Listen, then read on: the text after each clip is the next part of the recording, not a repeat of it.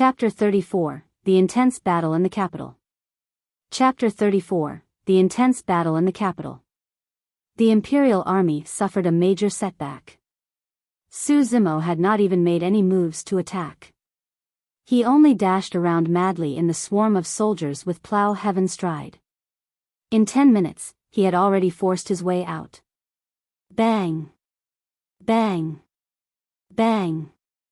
The areas that Su Zimo had passed through were in great chaos. There were hundreds of thousands of the Imperial Army trying to hold him back.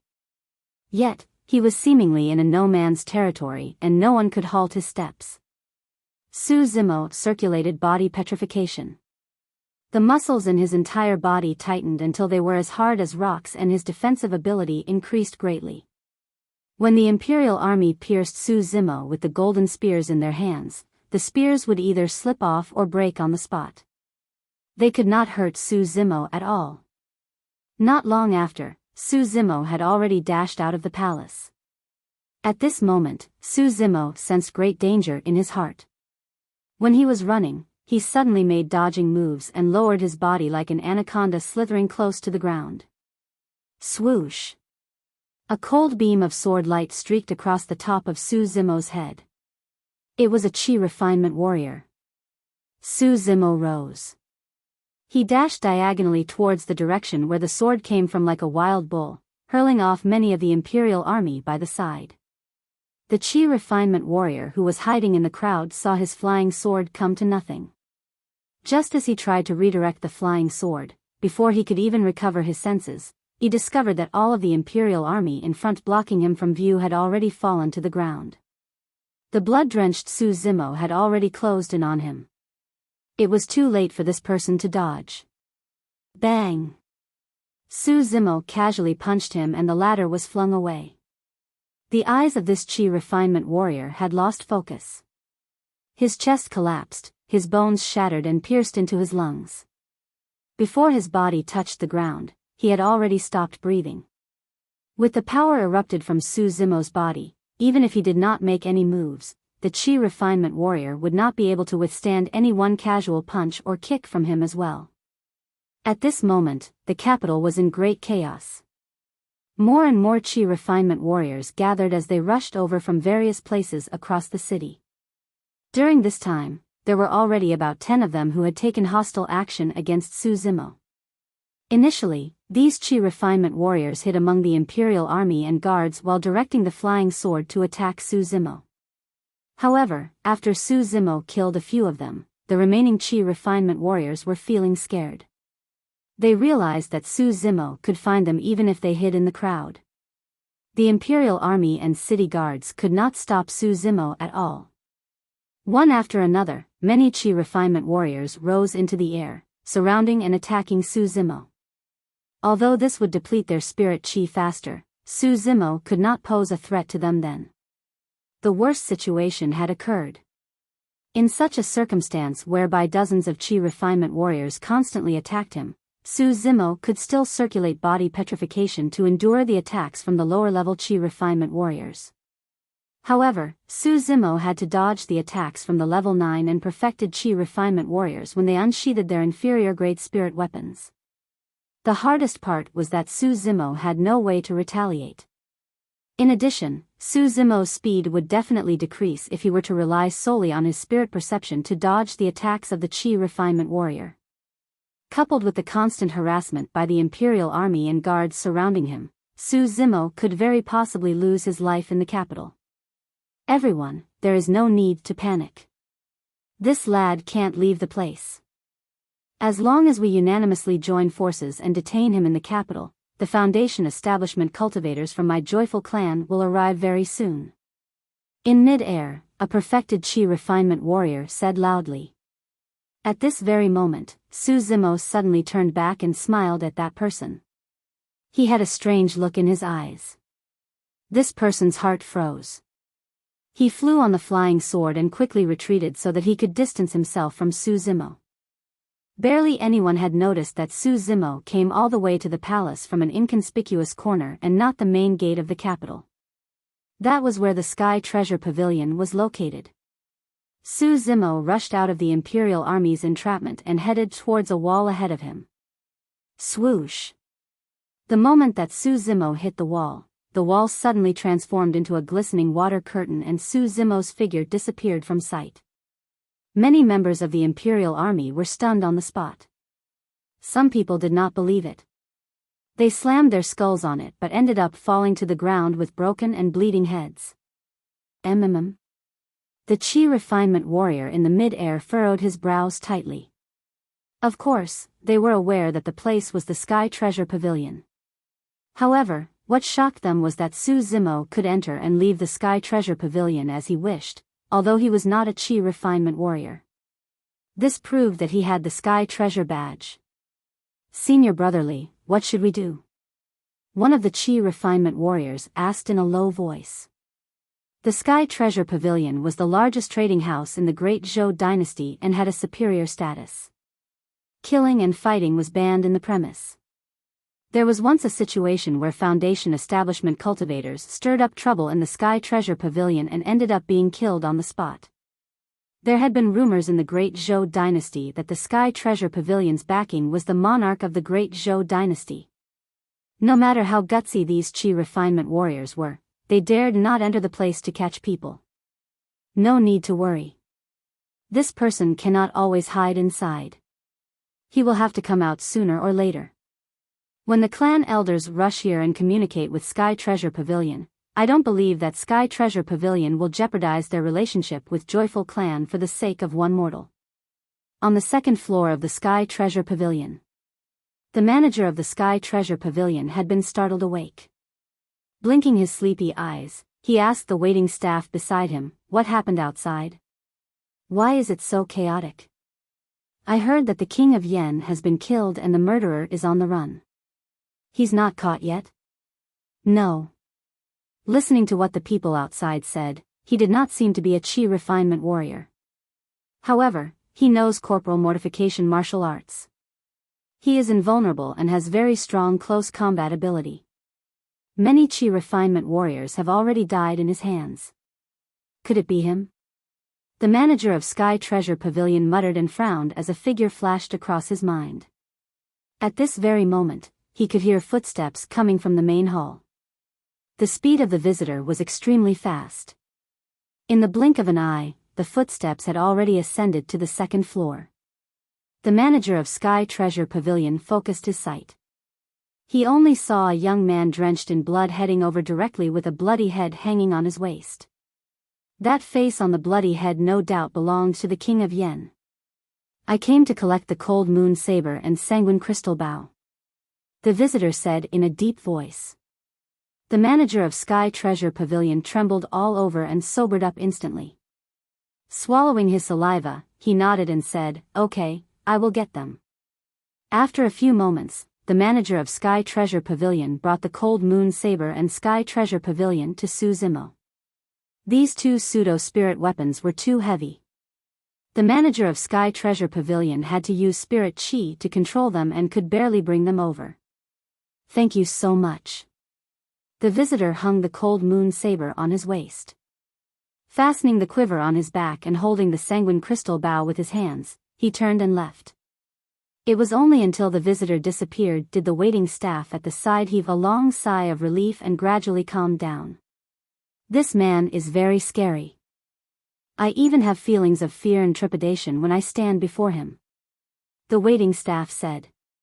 After pausing shortly, he then had a moment of realization before exclaiming in shock, "Don't tell me that he is the one who killed the King of Yen? Who is he? Why did he kill the King of Yen?" The manager of Sky Treasure Pavilion had a grave expression. After considering for a long time, he searched out a white paper crane from a storage bag. Releasing some spirit chi from his fingertip, he wrote a line of words, "The King of Yen is already dead. The group is now leaderless and the capital is in chaos. The murderer is not a Chi Refinement Warrior and he has the third princess's Sky Treasure Gold Badge. His identity is suspicious." After writing out the message, the manager of Sky Treasure Pavilion walked to the window and sent off the paper crane in his hands gently. The paper crane fluttered its wings and soared into the sky, disappearing in the blink of an eye. Chapter 35, Kill One Man in 10 Steps. Chapter 35, Kill One Man in 10 Steps. Dozens of Chi refinement warriors gathered in the air, discussing countermeasures and staring at the entrance of Sky Treasure Pavilion at the same time. Soon after, Su Zimo stepped out of the Sky Treasure Pavilion with a long saber hung on his waist and a blood-colored huge bow in his hands. Su Zimo, you won't be able to get away. If you surrender, your Su family may still be pardoned. Otherwise, humph, your Su family will definitely be annihilated. One of the perfected Chi refinement warriors said worriedly. Within such a short time frame, someone had already told the Chi refinement warrior from Joyful Clan about Su Zimo's background. You wish to annihilate the Su family? Su Zimo sneered. The murderous intent in his eyes intensified as he suddenly drew out 3 arrows from his quiver and coldly said, I will exterminate you first. He bent the bow and knocked the arrow. The sanguine crystal bow weighed thousands of pounds. Coupled with the huge tendons of the spirit beast anaconda, the power that it could erupt would weigh at least 10,000s of pounds. There were 2 key points in archery. First, the force. Second, the accuracy. The sanguine crystal bow in Su Zimo's hands was heavy enough. Although its precision was lacking a little, it did not matter in a situation whereby the dozens of Chi refinement warriors were gathered at the same place. Su Zimo did not even have to aim. He just had to shoot towards that crowd of people. Swoosh. Bow like a full moon and arrows like shooting stars. Almost simultaneously, 3 sharp arrows were shot. There was only the sound of them breaking through the air. Poof. Poof. Poof.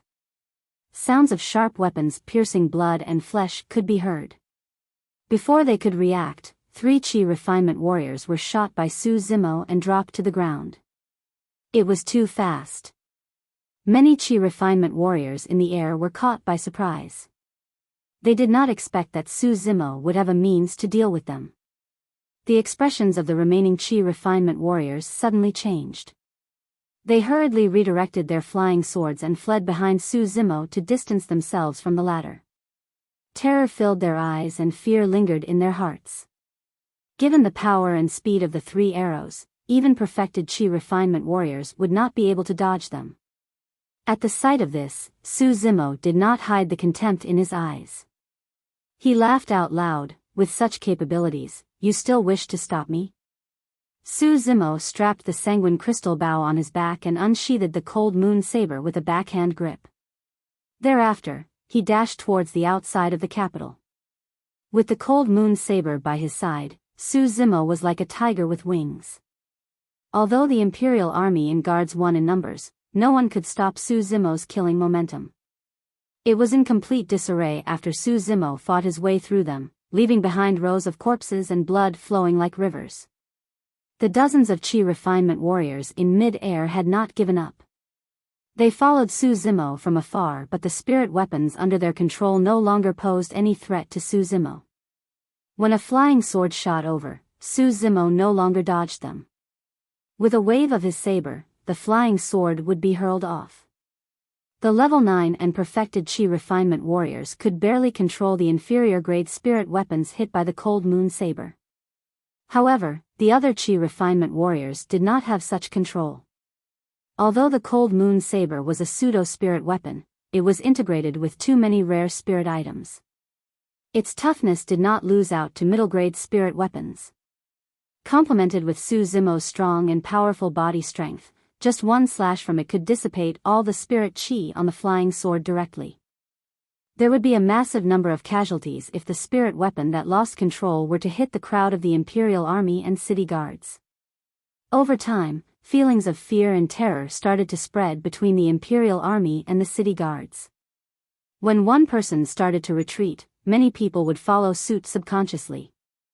The initial unwavering determination of the Imperial Army and guards had finally been crushed. Fear was contagious. The dozens of Chi refinement warriors lingered in the air. Their expressions ugly and they were filled with hesitation. In actual fact, the moment that Su Zimo picked up the Sanguine crystal bow, he was already in complete control of the situation. Many Qi refinement warriors wanted to dodge the sharp arrows from Su Zimo and had to distance themselves from him as much as possible. When the distance was greater, the power of the sharp arrows would inevitably reduce. The deviation from the target would also increase tremendously to allow more reaction time for the many Qi refinement warriors. But at the same time, with the increase in distance, it also meant that they needed to use more spirit Qi to control their flying swords and would not be able to hang on for too long. If they were to go closer to Su Zimo and the latter suddenly turned back and shot an arrow, one of the Qi refinement warriors would drop from the air. One had to know that the 20 sharp arrows in Su Zimo's quiver were also forged by the remaining materials used for the Sanguine crystal bow. It was not any different from pseudo-spirit weapons. Once they were shot, be it at the vital body point or not, it would cause devastating damage to the body of the Qi refinement warrior if the powers contained in the sharp arrow suddenly erupted. If they were shot in the arm would become paralyzed. If they were shot in the thigh would become fractured. If they were shot in the body would explode after the sharp arrow pierced through it. At the sight of Su Zimo on the brink of fighting his way out of the capital, many Qi refinement warriors felt extremely helpless. They were torn between advancing or retreating. At the gate of the city, many guards stationed at the site had long closed the gate. 10 monstrous-sized ballistae for defending the city walls were placed in a row at the gate. The ballistae arrows were thicker and longer than the spears in the hands of the guards. The arrow heads were shining with sinister and cold lights, aiming at Su Zimo and ready to be launched at any point in time. Su Zimo's killing momentum was on the rise. Seeing that the city gate was right in front of him, he did not care about the ballistae. He held the cold moon saber and charged forward. Release. The leader of the guards standing beside the ballistae lowered his arms and yelled. Swash! Swash! Swash! 10 huge arrows shot out, tearing the air instantly and making terrifying sounds. How powerful was the ballistae arrows? The arrows shot out could even destroy the city walls.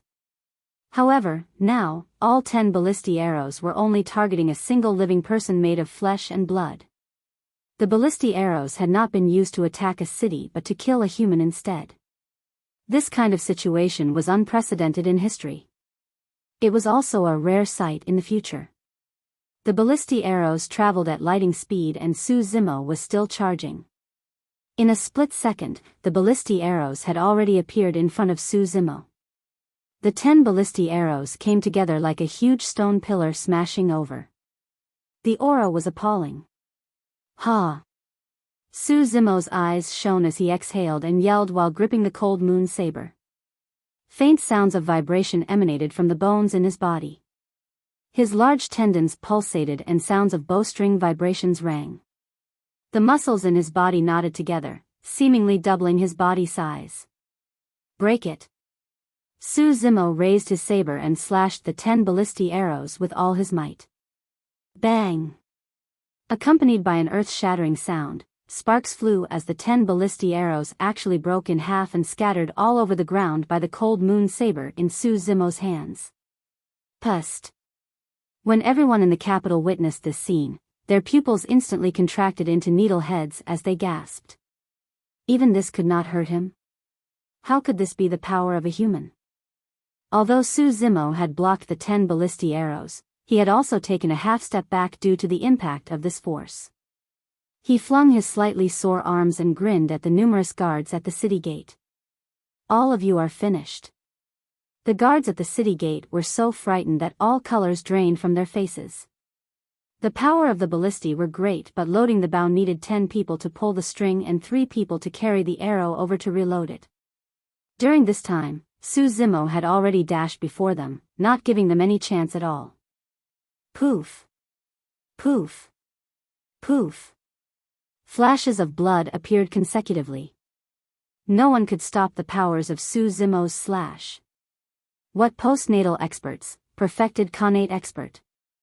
After Su Zimo cultivated the mystic classic of the 12 demon kings of the great wilderness, these pugilistic experts were as useless as chickens and dogs. This was the power of cultivation.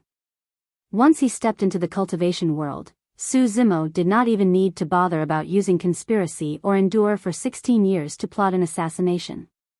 Let me tell you openly that I want to kill you, and you cannot escape either. Even the tightly guarded capital with Qi refinement warriors could not stop me. In the blink of an eye, one after another, the guards at the city gate were fleeing desperately. Seeing that he had hopes of leaving the city, Su Zimo was instantly invigorated. He could not help lamenting, with every 10 steps a man is killed, leaving no trails in 1,000 miles, left in anguish after the matter, hiding one's light under a bushel. Ha ha ha, the capital of the country of Yen is only as such. Su Zimo's laughter filled the sky, displaying extreme arrogance. Chapter 36, The Enemy's Arrival at the City Gate. Chapter 36, The Enemy's Arrival at the City Gate. At the foot of the city gate, the leader of the guards was alone and holding a steel saber. Although he could not hide the endless terror in his eyes, and the arm holding the saber was trembling slightly, he did not move half a step back. When the Imperial Army guards dared not step forward, when they were fleeing everywhere, he stood his ground and guarded the city gate. Neither did he once leave or waver. His name was Guolian and guarding the city gate was his responsibility. He would not cower as long as he was alive. Come on, step over my dead body. Guolian glared and shouted hysterically. He was using this kind of method to vent the fears in his heart. Swoosh. A strong stench of blood hit his face. Su Zimo was already in front of him. After getting a clear glimpse of Su Zimo's face, Guolian's jaws dropped slightly. There was a flash of surprise followed by endless regret in his eyes. Earlier on, Su Zimo was covered in blood in the crowd. Even his face was splashed with many drops of blood. He looked like a slayer that had just stepped out from hell. Hence, Guolian could not recognize Su Zimo. It was only when the two faced each other did Guolian vaguely recall that he was the one who let this person into the city. That green-robed scholar with delicate features and carrying a bow and saber, who was mocked ruthlessly by his underling. At the same time, Su Zimo also recognized this man. The cold moon saber that had just landed on the top of Guolian's head moved away suddenly. Without halting his steps, Su Zimo brushed shoulders with this man and said softly, "You are the one who let me into the city. I will spare your life." Having encountered a close brush with death, Guolian felt drained of energy. He collapsed onto the ground, kneeling, panting heavily and drenched in his own sweat. Guolian's mind were resonating with Su Zimo's words. He could not help muttering softly, if I had not let him enter the city, given his powers, could he not fight his way in? Perhaps this is karma. Guolian could not resist the urge to look back. In the next moment, an even more appalling and terrifying matter happened. Boom! A deafening noise. The tall, wide, and sturdy gate of the city had actually fallen apart under the impact of Su Zimo's collision. Su Zimo left the capital like a ghost, his feet barely touching the ground. In the blink of an eye, the capital of the country of Yen was far behind him. Dozens of Qi refinement warriors from Joyful Clan chased him out of the capital. Looking at the diminishing view of Su Zimo, they did not choose to pursue him any further. On the one hand, they had almost used up all of their spirit Qi when they fought with Su Zimo in the air earlier. On the other, these Qi refinement warriors could tell that their speed was no match for Su Zimo even if they were in their best condition. How exactly did this person train his body till this extent? Someone could not help asking. The shock and terror in his eyes had not gone away. A person beside him said, "I heard from the clan master that some top clans have geniuses with heaven's spirit root who can cultivate at a faster rate. Coupled with sufficient resources from the clan, before core formation, they would integrate spirit Qi into their body to temper their flesh, blood and veins, refining both Qi and body simultaneously. However, this person is clearly not a Qi refinement warrior. The body of that kind of cultivator is indeed stronger than us, but they are far from reaching this stage. The body of this person is even more terrifying than spirit beasts. Don't feel discouraged. When the clan masters rush over, we will kill him together. I just found out that the Su family has been hiding in Pingyang town all these years. They are all mortals and can't run too far away. Yes, when the time comes, we will annihilate the entire Su family, not even sparing the fowls and dogs, to vent all our hatred. On the 7th day of the King of Yan's death, in Songlang City, a pigeon carrying a message fluttered its wings and flew into the residence of the city lord. It took about 7 days to send a pigeon from the capital of country of Yan to Songlang City. Soon after, an order was passed down from the residence of the city lord. Pass down orders to the entire army. Prepare to attack the country of Yan. Luo Tianwu wore a golden armor with a long saber hung on his waist. He strode out of the residence of the city lord in a dignified manner, as if he was the ruler of a country. Looking far in the direction of the country of Yan, he could not help smiling. I didn't expect Su Zimo to really kill the king of Yan. This is heaven's will. Heaven wants me, Luo Tianwu, to become the king. This is where the events are leading to. Who else can stop me? Congratulations, Your Highness. The gray-robed old elder standing beside Luo Tianwu said smilingly, Su Zimo is quite smart, but he still fell into Your Highness's scheme of killing with a borrowed knife. After murdering the king of Yan, he will also die in the capital of the country of Yan. Ha ha ha. Luo Tianwu laughed complacently. This is an open scheme. Su Zimo knows that I am making use of him, but he still fell into the trap and helped me kill the king of Yan. Su Zimo, ha. He is just an ordinary man without any major use. He has wasted his time studying for more than 10 years. Mister, don't worry. When I become the king, I will definitely confer you the title of the country's advisor. Luo Tianwu said in a deep voice. The gray-robed elder bowed slightly, cupped his fists and said, Thank you, Your Highness. Luo Tianwu waved his arms and said loudly, Let's go. Follow me into battle. Success and dominance is happening right at this moment. Luo Tianwu had long waited for this day. The troops in the city sharpened their swords and were long prepared. Within 15 minutes, 50,000 soldiers and horses led respectively by the 5 wolf guards of Songlang City had already gathered. The army left the city, detoured Songlang mountain range and entered the borders of the country of Yan. The nearest city to the borders was Jianan City in the country of Yan. In a deserted village not far away from Jianan City, not a soul could be seen. This place was termed as the Ghost Village. The Su family had moved to this place more than 10 days ago. None of them were residing in Pingyang town anymore. These days, using elixirs refined by Song Qi to nurse his health, Su Hong's body gradually showed signs of improvement. He had recovered much. However, as predicted by Uncle Zheng, it was easy to heal the body but difficult to heal the heart. Su Hong was still bedridden and had lost his appetite for food. His eyes were empty and soulless. Each time he thought about the Su family losing all hopes of avenging the blood feud, his heart ached unbearably. Uncle Zheng and the rest were also at a loss over what to do.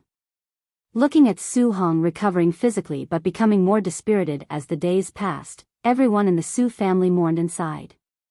On this day, Lu Yu, the head guard of the Su family, suddenly rushed into the courtyard with a complicated expression mixed with sadness and joy. He said loudly, Mr. Zheng, something serious has happened. What is the matter? Uncle Zheng's heart sank. Lu Yu said, Luo Tianwu and his 5 wolf guards are leading an army of 50,000 to attack Jianan City.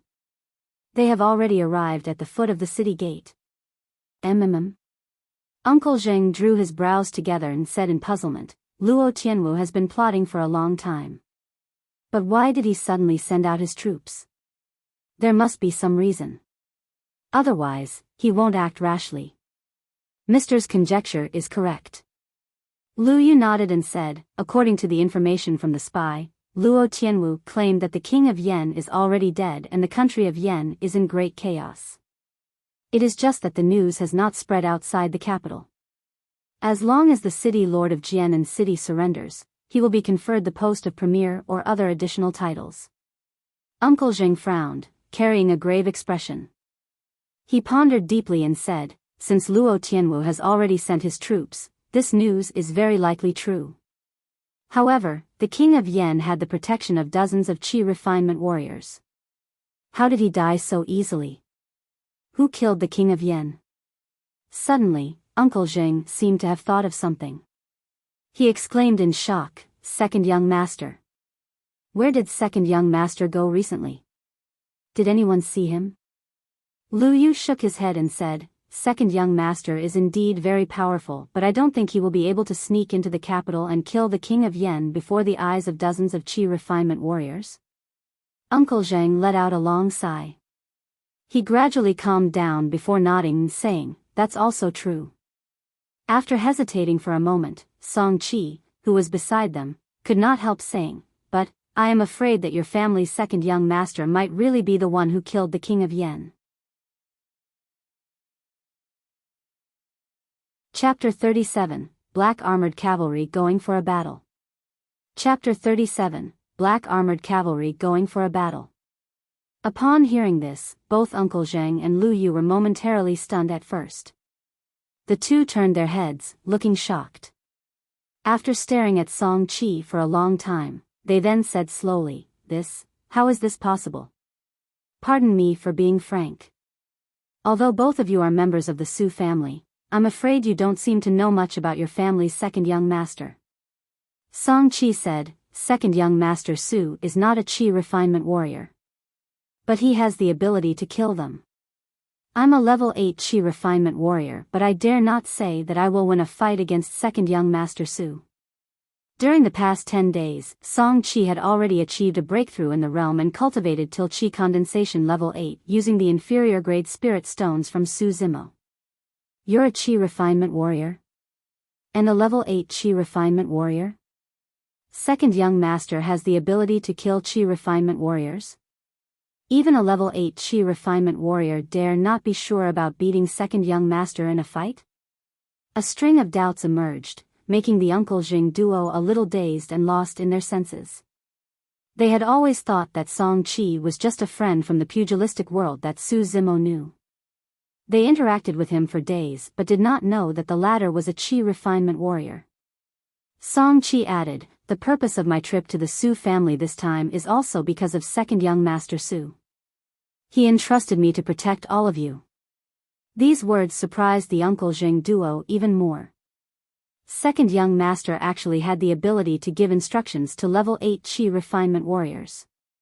Uncle Zheng pondered for a while and realized that Song Qi would not sprout nonsense that did not have a basis. All of a sudden, Uncle Zheng's countenance changed greatly as a thought flashed across his mind. He suddenly asked, "Second young master killed the king of Yan. Can he still escape from the capital?" Song Qi's eyes dimmed and he smiled bitterly. He did not reply. Uncle Zheng's expression turned ugly. He seemed to have aged a lot instantly. He watched Su Zimo grow up and looked upon the latter like his own child. In his heart, the blood feud of the Su family was definitely important but not as much as 1/10 of Su Zimo. Sigh. Uncle Zheng shut his eyes and gave a long sigh. Lu Yu said resentfully, "It's all Luo Tianwu's fault. If he didn't tell second young master about what happened 16 years ago, second young master would not have died." Uncle Zheng frowned badly and shook his head. He said, "News of the king of Yan's death has not spread here. The city lord of Jianan City is also not a fool. Will he believe Luo Tianwu's words? Although Luo Tianwu is leading 50,000 troops and horses for the attack, he may not succeed in taking down Jianan City either." Lu Yu's eyes were filled with endless fury. He said coldly, that Luo Tianwu is merciless and cruel. He did not forcefully launch an attack. Instead, he gathered the innocent villagers of 10 villages near Jianan City and put these villagers at the front line to shake Jianan City. As long as these villagers retreat, Luo Tianwu would give orders to slaughter them. These villagers are unarmed and have no other way out. They can only run to Jianan City. What? Uncle Zheng was stunned. This tactic was extremely vicious. If 100,000 villagers were dashing towards Jianan City, it would create a massive force that could not be ignored. As long as the city lord of Jianan City opened the city gate, the villagers would swarm in like bees. Right on the heels of them were the 50,000 troops of Luo Tianwu. Jianan City would definitely be taken down. If Jianan City refused to open the city gate and chose to look on indifferently, the soldiers on the city wall would have to watch on helplessly as their people of the country of Yan were being slaughtered. This would result in massive fear and panic in the city and also affect the morale of the army adversely. Moreover, there was a high possibility that some of the villagers at the foot of the city gate were their relatives. The huge battle had not even started and Luo Tianwu had already won half it. However, these innocent people of the country of Yan were sacrifices behind his victory. Although the Su family had been staying at Pingyang town all these years, they had always regarded themselves as a citizen of the country of Yan. They were born in the country of Yan and grew up there. They had a great sense of belonging to the country of their origin. Uncle Zheng waved his hands and suddenly said softly, "You can tell young master about the news of the king of Yan's death. However, please don't tell him that Luo Tianwu is driving away the people of the country of Yan and attacking the city. Given young master's temperament, I'm afraid." At this moment, the doors to a bedroom situated a short distance away suddenly opened. Uncle Zheng and Trio turned to look behind them. Holding on to the side of the door, Su Hong was standing there. His face was still pale and his body weak. However, his pair of eyes was gradually regaining some luster. "Bring me my armor," Su Hong said softly. His tone was firm and resolute. "Young master, you..." Tears welled up in Lu Yu's eyes. He was choking on his words. The man before him had patiently endured for 16 years for the sake of avenging the Su family's blood feud. After learning that there were no longer any hopes of revenge, he was almost down and out, bedridden and dejected. Nevertheless, when he heard that the people of the country of Yan were in trouble, he stood up without any hesitation. Although his body was weak and his injuries had not recovered, he did not hesitate the slightest bit. This was because he was the son of Lord Wooding, Su Mu, a descendant of the Su family and the young master of the Su family. "Young master, your health is not good. How would you have the strength to fight a battle?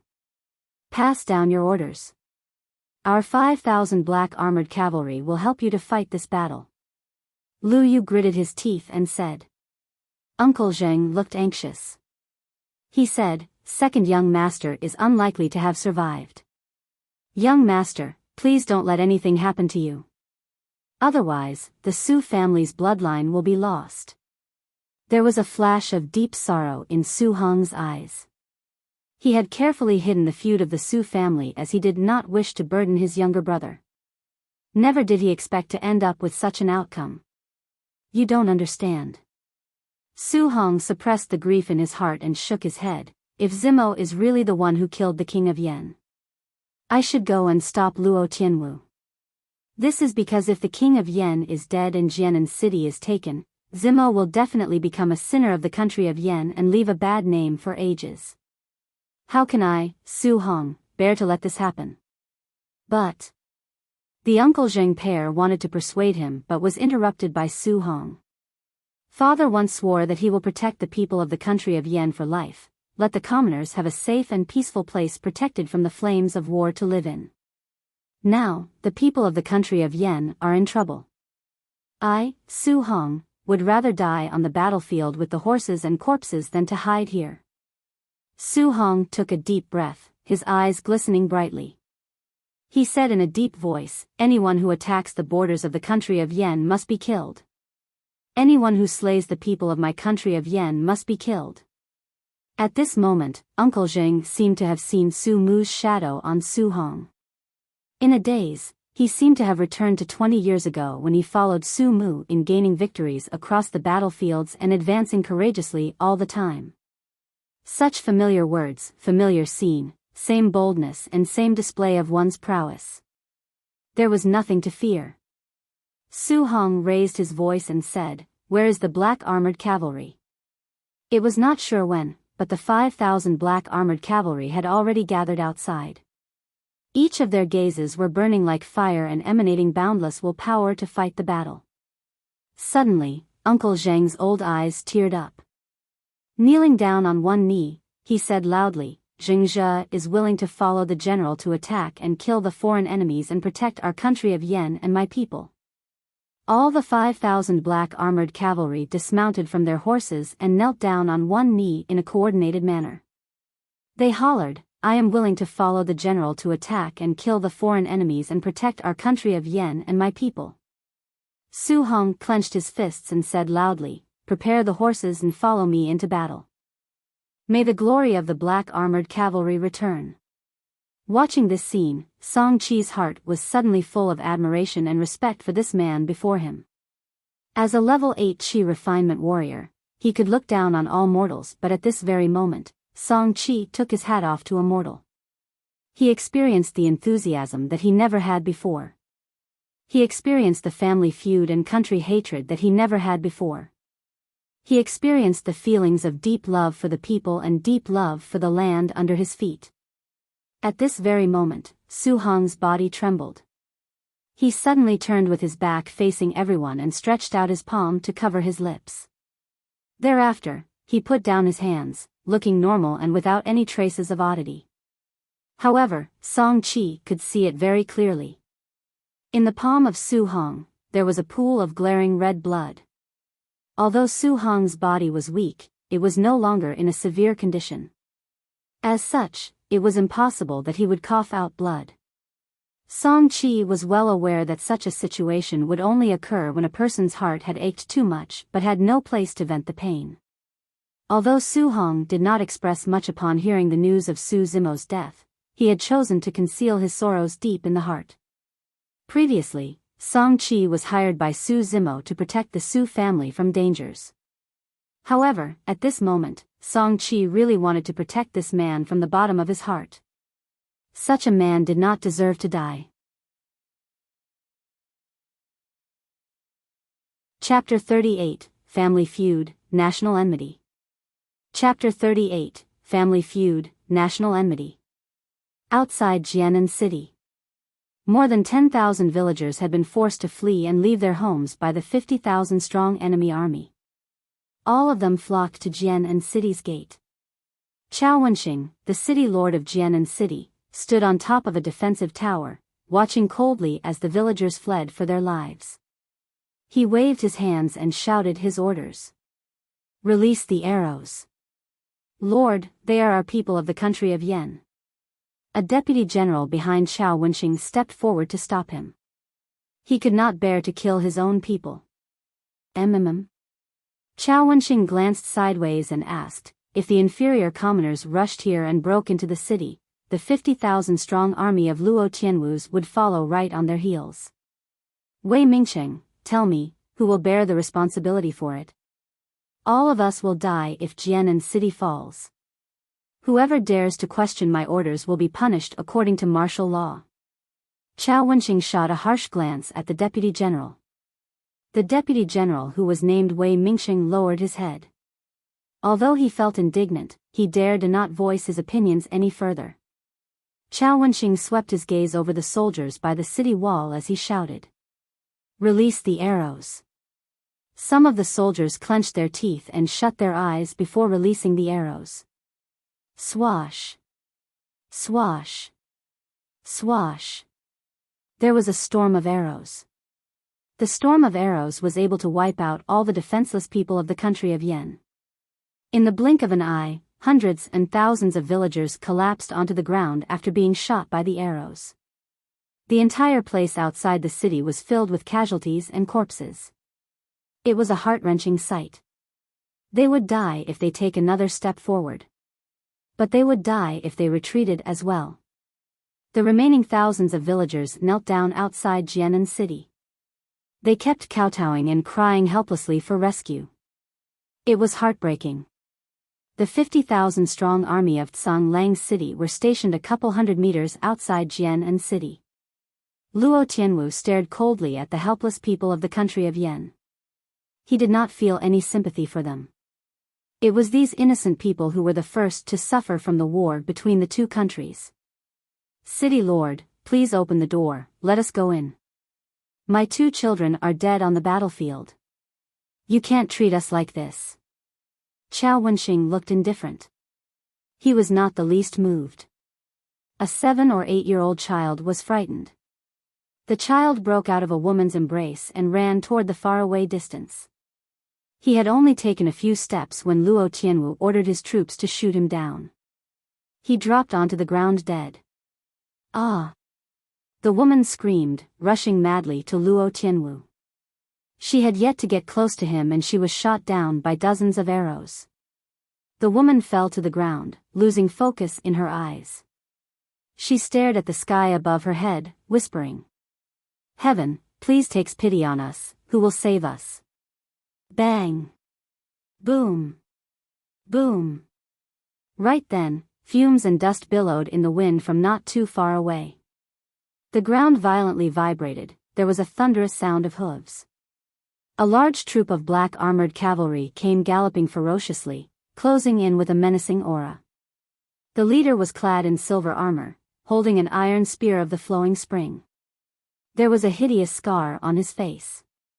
His eyes were sharp and he hollered, "Luo Tianwu, prepare to die. Release the javelins." The troops were still far away from each other.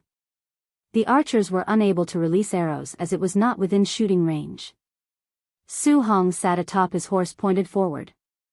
The 5,000 black armored cavalry jumped into action simultaneously. It seemed as if they had been through countless training as they moved in unison. They released the long spears that they held. The flying spears seemed like locusts that ravaged the entire area. The 5,000 long spears flashed a cold glitter as they went soaring into the sky, letting off a whining sound. It was an intimidating sight. Most of the black armored cavalry were postnatal experts. If they exerted all their strength to throw the spear, the shooting range would be further and more powerful than arrows. The gray-robed Qi refinement warrior's countenance changed. He had to avoid clashing head-on with the array of spears. He used his flying sword to protect Luo Tianwu while they retreated. The 50,000-strong troops of Tsang City were caught off guard.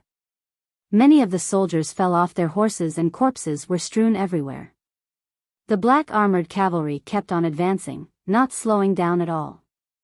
By the time that Tsang City troops recovered their senses, the black armored cavalry had already arrived right in front of them. The arrows that the Tsang City troops prepared were rendered useless. Instead, it was a hindrance to them. "Change formation."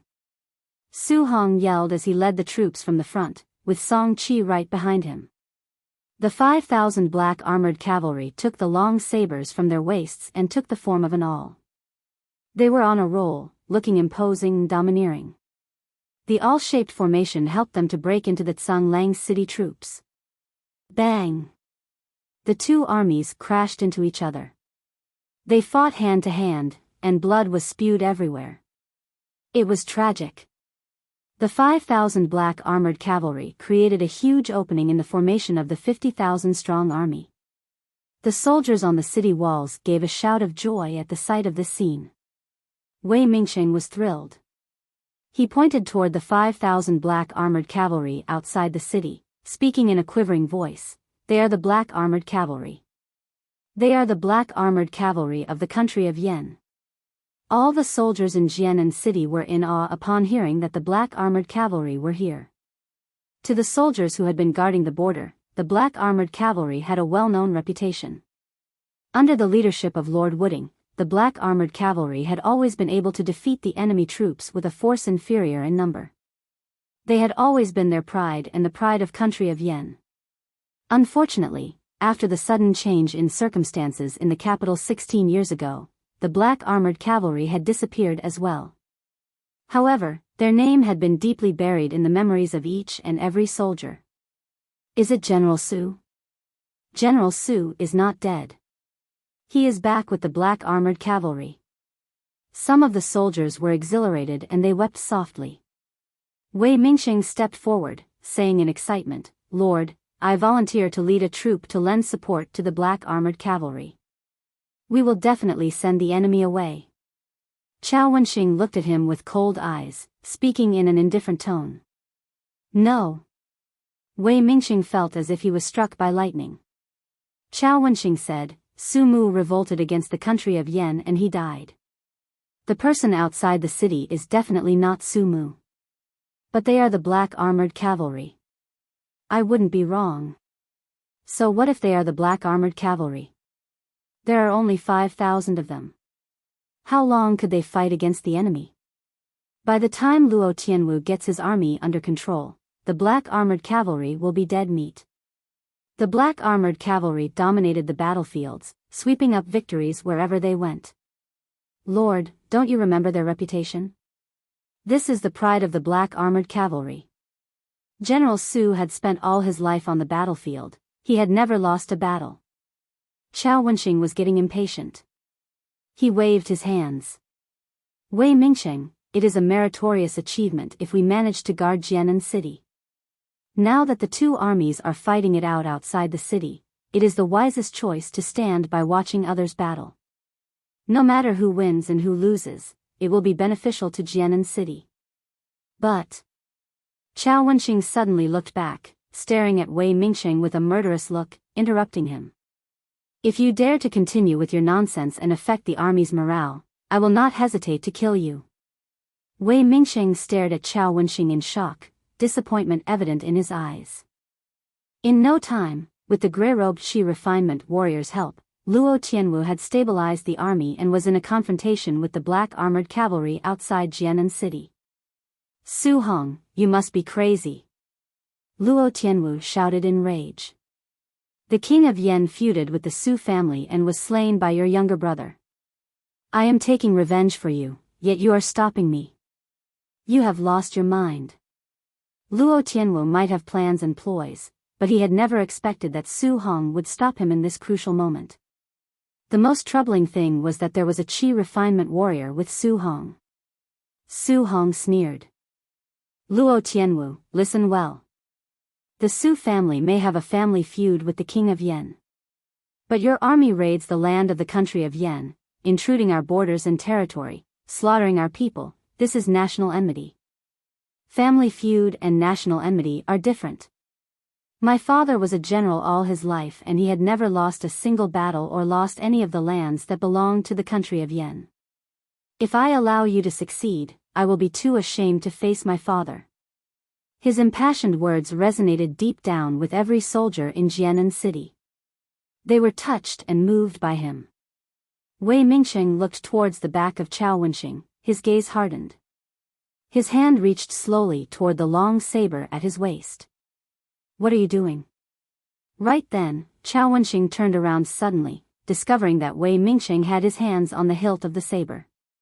He said coldly, Wei Mingxing, how dare you defy your superiors and have the notion of killing me? Unscrupulous official, I disdain to be in your company. I will slay you today. Wei Mingxing gave a loud shot as he drew his saber and rushed forward. Chao Wenxing sneered as he waved his sleeves and rapped the oncoming long saber. He flipped his palms, landing a heavy thrust on Wei Mingxing's chest. Wei Mingxing was at the postnatal realm. He was not the opponent of Chao Wenxing who was at the connate realm. Wei Mingxing dropped to the ground, threw up a mouthful of blood, staining his sleeves. He laughed in desperation. Chao Wenxing, you might be able to kill me, but can you kill all the people of Jianan City? Take a look at the soldiers around you. Is there anyone who is willing to work under you and risk their lives for you? You're a coward. Chao Wenxing looked around him. Everyone from the lowest rank soldier to the deputy general next to him had anger and resistance in their eyes. Chao Wenxing panicked slightly. The connate expert might be powerful, but he was unable to defeat all of them. If all of his troops turned against him, he would not be able to survive. Outside the city, Luo Tianwu had a grim expression as he said coldly, Su Hong, given you only have 5,000 cavalry, and you want to fight against my 50,000 elite troops? Our strength is 10 to 1. You don't have any chance of winning. Right then, there came a mighty sound from the top of the city tower. It could be heard everywhere on the battlefield. What about if you count me in? Luo Tianwu, what are the chances of winning now? No one had any idea on when a man covered in blood appeared on the city tower. He had a head hung at his waist, carrying a bow on his back and a saber with him. It was as if an ancient heavenly deity descended from the heavens. The person looked domineering and majestic. Although he seemed to have gone through hardship, he had a burning gaze that one could not help but avoid. Author's note. The introduction stated that the man was a heroic genius that heaven was jealous of. He was gifted, the best of the best among the geniuses. He could be hailed as a fiend. Right now, Zimo has only begun to reveal his fiendish characteristics. He has yet to show the true terror of a fiend. Let's talk about the title. In Immortal Sword God, the word immortal had a special meaning, so did eternal in Eternal Sacred King. I would not reveal the details here. As the book said, the Great Zhou dynasty is only a part of the vast continent. Zimo would leave Pingyang town very soon and enter the cultivation world. In the vast continent, there are many clans. It is said that there are 9 immortal sects, 8 demon clans, 7 fiend sects, 6 Buddhist monasteries, 5 heretical doctrines, 4 dissident groups. To me, this is a vast immortal and martial arts world, a fantasy in abundance, bizarre and motley, covering everything under the sun. The powerful cultivators have superhuman skills, having the ability to carry the mountain and catch up with the moon, burn the sky and boil the sea, possess the power to summon wind and rain and to pluck the stars using a single hand. The powerful fiendish demons could take in and breathe out the entire heaven and earth, traveling unhindered all over the world. Chapter 39, What was the use of having you? Chapter 39, What was the use of having you? Upon hearing the voice, Su Hong and the rest had a big shock. They paused momentarily before they slowly turned back. Second young master. Second young master is back. Second young master is not dead. The crowd cheered. Su Hong pressed his lips tightly together, feeling emotional. He was very weak and feeble from the injuries. But there seemed to be a sudden influx of invisible force, and he felt energized. Unlike Song Hong and the rest, although Song Chi was just as happy, he was more surprised and shocked. Song Chi was very clear that it was very difficult to slay the king in the capital and to then fight one's way out of the heavy encirclement. The capital of the country of Yen had not just 2 to 3 Chi refinement warriors, but an entire cultivation clan with them. No one would be able to escape under the siege of the imperial army as well as the Chi refinement warriors. Song Chi knew that even if he reached level 10 perfected realm, he would never be able to do it. Perhaps, the Foundation establishment cultivators would be capable of accomplishing it. Of course, that was only a possibility. In Song Chi's eyes, Su Zimo had become even more mysterious and frightening. Song Chi turned to look at Luo Tianwu. There was pity in his eyes, as he thought to himself, the city lord has yet to realize how formidable the opponent that he faces is. Seeing that Su Zimo had returned safely, given Luo Tianwu's shrewdness, he forgot himself momentarily and was dumbstruck as well. There was disbelief in his eyes. The grey-robed Chi refinement warrior behind him was even more shocked, frowning in silence. Advisor, why is Su Zimo still alive? Didn't you say that he will definitely be dead? Luo Tianwu asked in a low voice. The grey-robed Chi refinement warrior shook his head. I have no idea as well. Perhaps he is lucky and he did not encounter any Chi refinement warrior. Otherwise, how can he escape from the capital? For some unknown reason, Luo Tianwu could sense fear as he stared at Su Zimo on the city tower. Advisor, should we be defeated, you must make sure to protect me. At most, we can return to Tsanglang City and wait for a comeback. The grey-robed Chi refinement warrior replied steadfastly. Your Highness, you can rest assured that if things are not going our way, I will leave with you first. Good. Luo Tianwu relaxed slightly, feeling reassured. On the city tower. Su family. Second young master. Chao Wenxing had a shock upon hearing the shouts from below the city tower. He pointed at the back of Su Zimo, looking left and right, speaking in a low voice, "When did this person arrive?" His soldiers remained silent. On the one hand, they had no wish to give him a reply, on the other, they had no idea as well. It seemed as if the person appeared out of thin air. Chao Wenxing was used to ordering his troops around. Now that his soldiers refused to say a word, he could not help but scold them at the top of his voice. A bunch of useless fools. How dare you allow an outsider to get onto the city wall? What's the use of having you? Right then, Su Zimo slowly turned to stare at Chao Wenxing with no expression on his face. Chao Wenxing felt his scalp turn numb under this consistent stare. All of a sudden, Su Zimo asked, "Did you give the orders to have our people outside the city killed?" "Yes, but so what?" Chao Wenxing took the sword from his waist. He steadied himself and shouted. Nothing much." Su Zimo smiled, his eyes turned cold as he said, "As the city lord who guards the border of the country of Yen, not only did you not protect your people, instead you order a massacre of them." At the mention of this, Su Zimo paused slightly. There was a burst of coldness from his eyes that one's heart could not help but jump a bit. He hollered, "What is the use of having you?" Swoosh. Su Zimo leaped down. He was still in mid-air, but everyone could hear a loud shriek. The cold moon saber was unsheathed. Su Zimo held the cold moon saber in his hand and jumped from mid-air, swinging his arm to form a huge arc. It was as if he was trying to split apart Mount Hua, as he swung the saber toward Chao Wenxing's head. This stroke was full of flaws. But, this stroke was too vicious. It was so vicious that Chao Wenxing shuddered, unable to come up with a counterattack. He instinctively raised the huge sword in his hands to shield his head. The flash of light from the saber was glaring, every soldier could not help but squint their eyes. Snap! The sword broke in half. Poof! There were flashes of blood. Su Zimo sheathed his saber. Chao Wenxing widened his eyes in shock.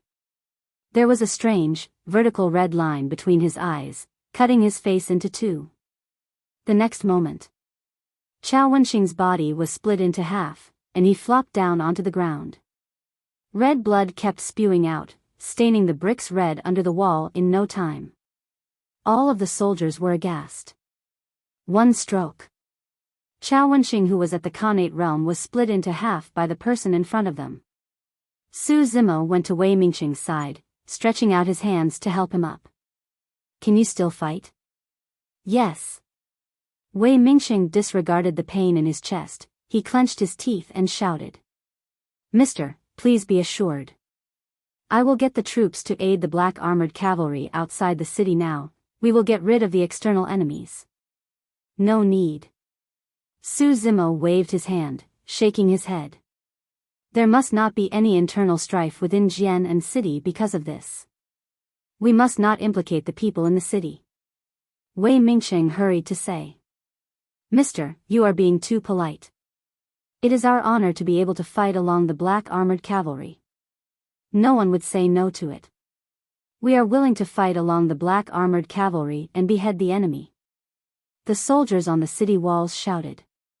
It was not until then that Su Zimo finally understood the heights of glory that the black armored cavalry achieved back then, as well as the important figure that his father was to the soldiers. His father's achievements were so great that the king felt uneasy and insecure. This was why calamity befell him.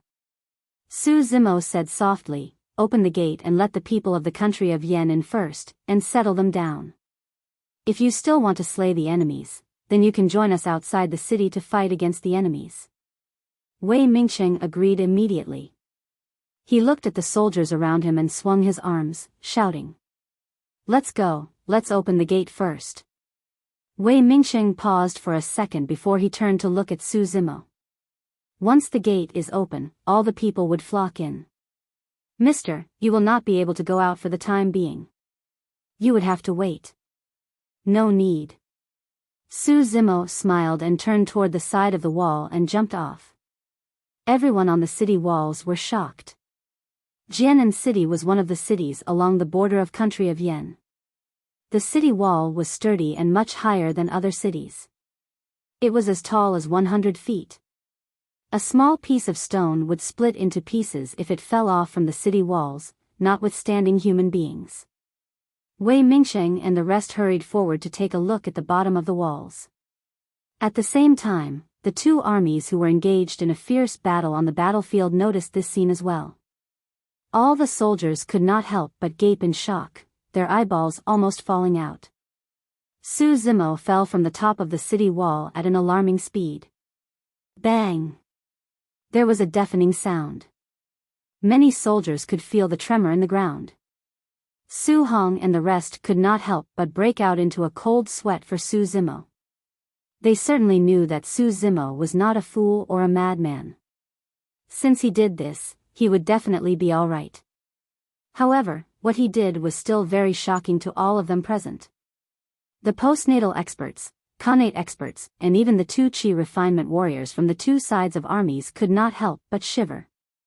The muscles on Luo Tianwu's face twitched slightly, he paled as he tried to maintain his composure.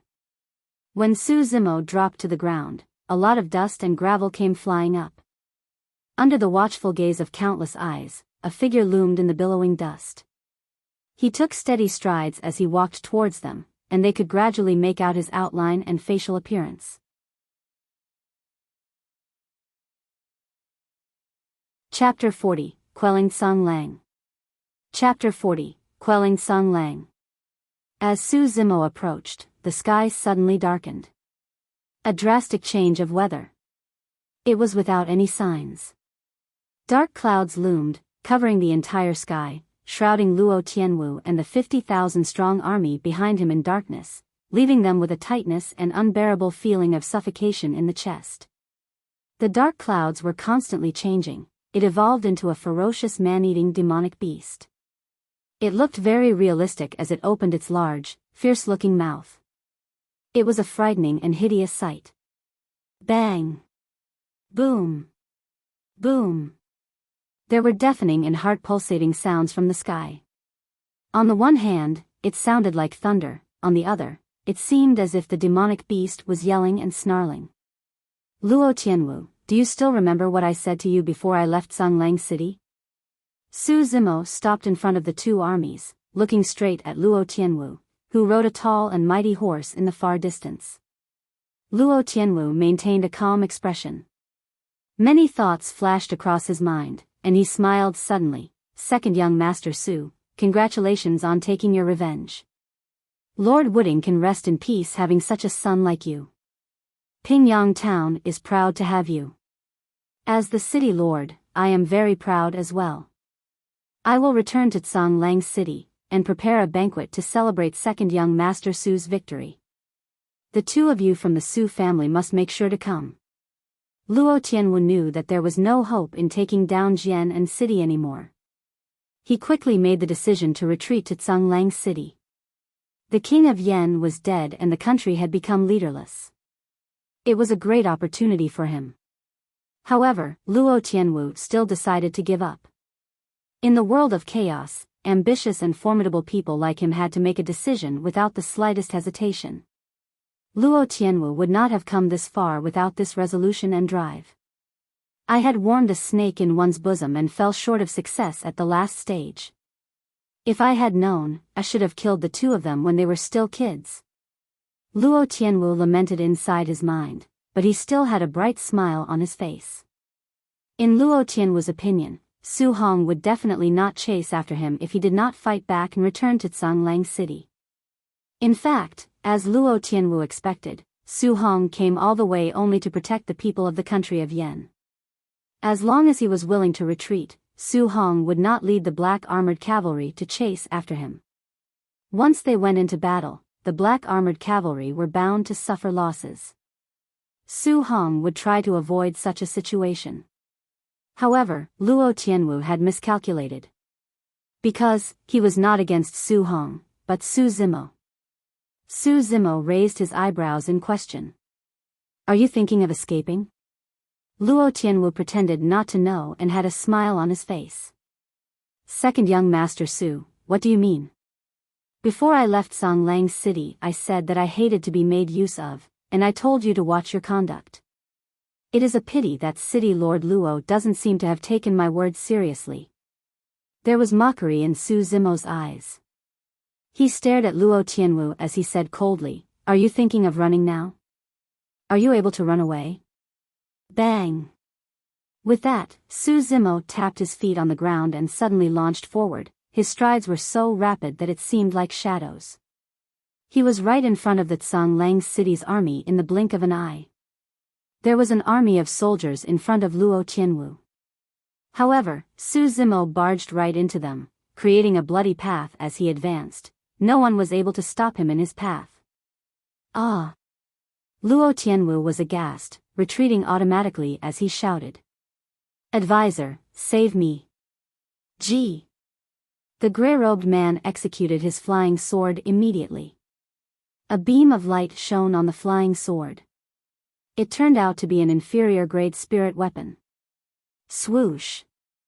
The flying sword flew in at an alarming speed.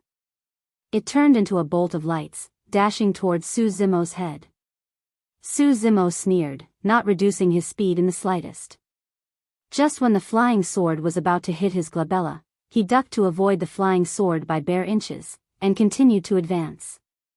The grey-robed Qi refinement warrior's pupils constricted in shock.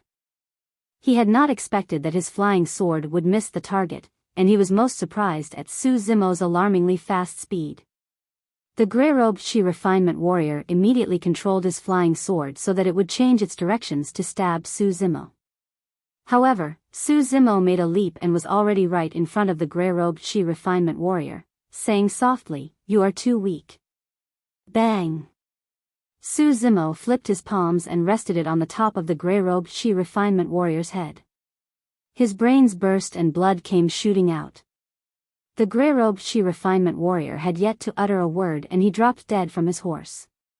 Su Zimo lowered himself to step onto the strong horse that the grey-robed Qi refinement warrior used to ride on, and leaped into the sky once again, dashing toward Luo Tianwu, who was not too far away.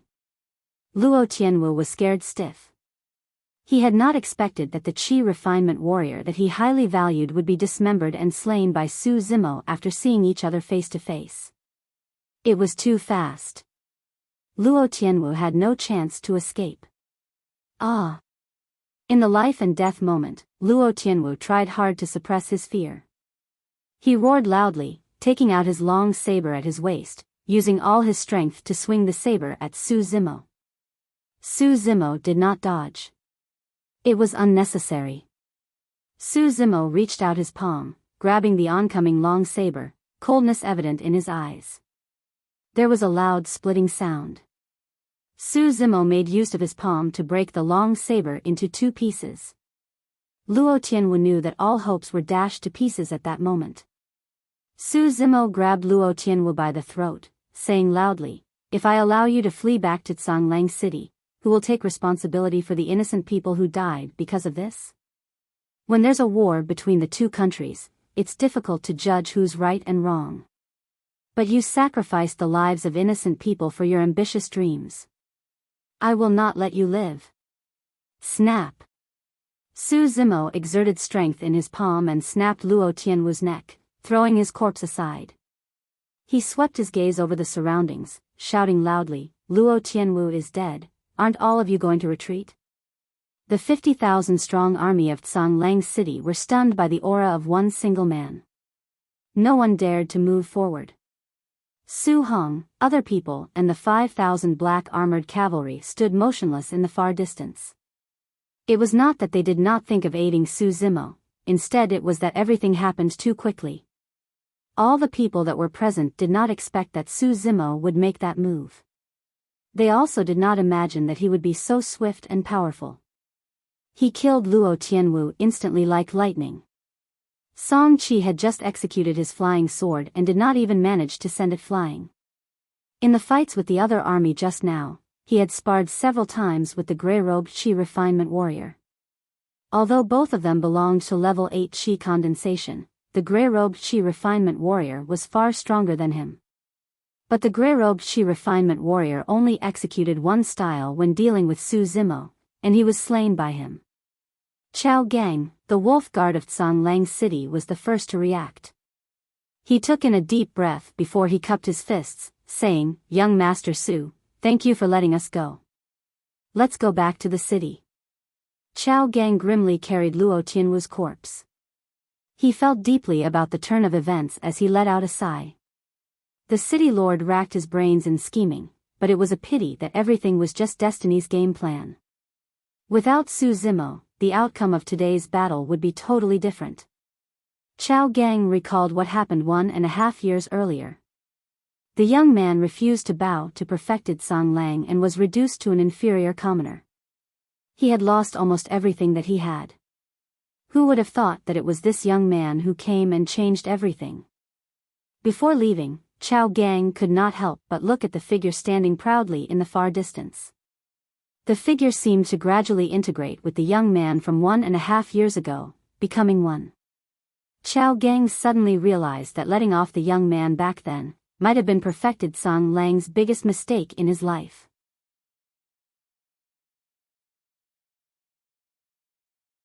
Chapter 41, Stop the Foundation Establishment. Chapter 41, Stop the Foundation Establishment.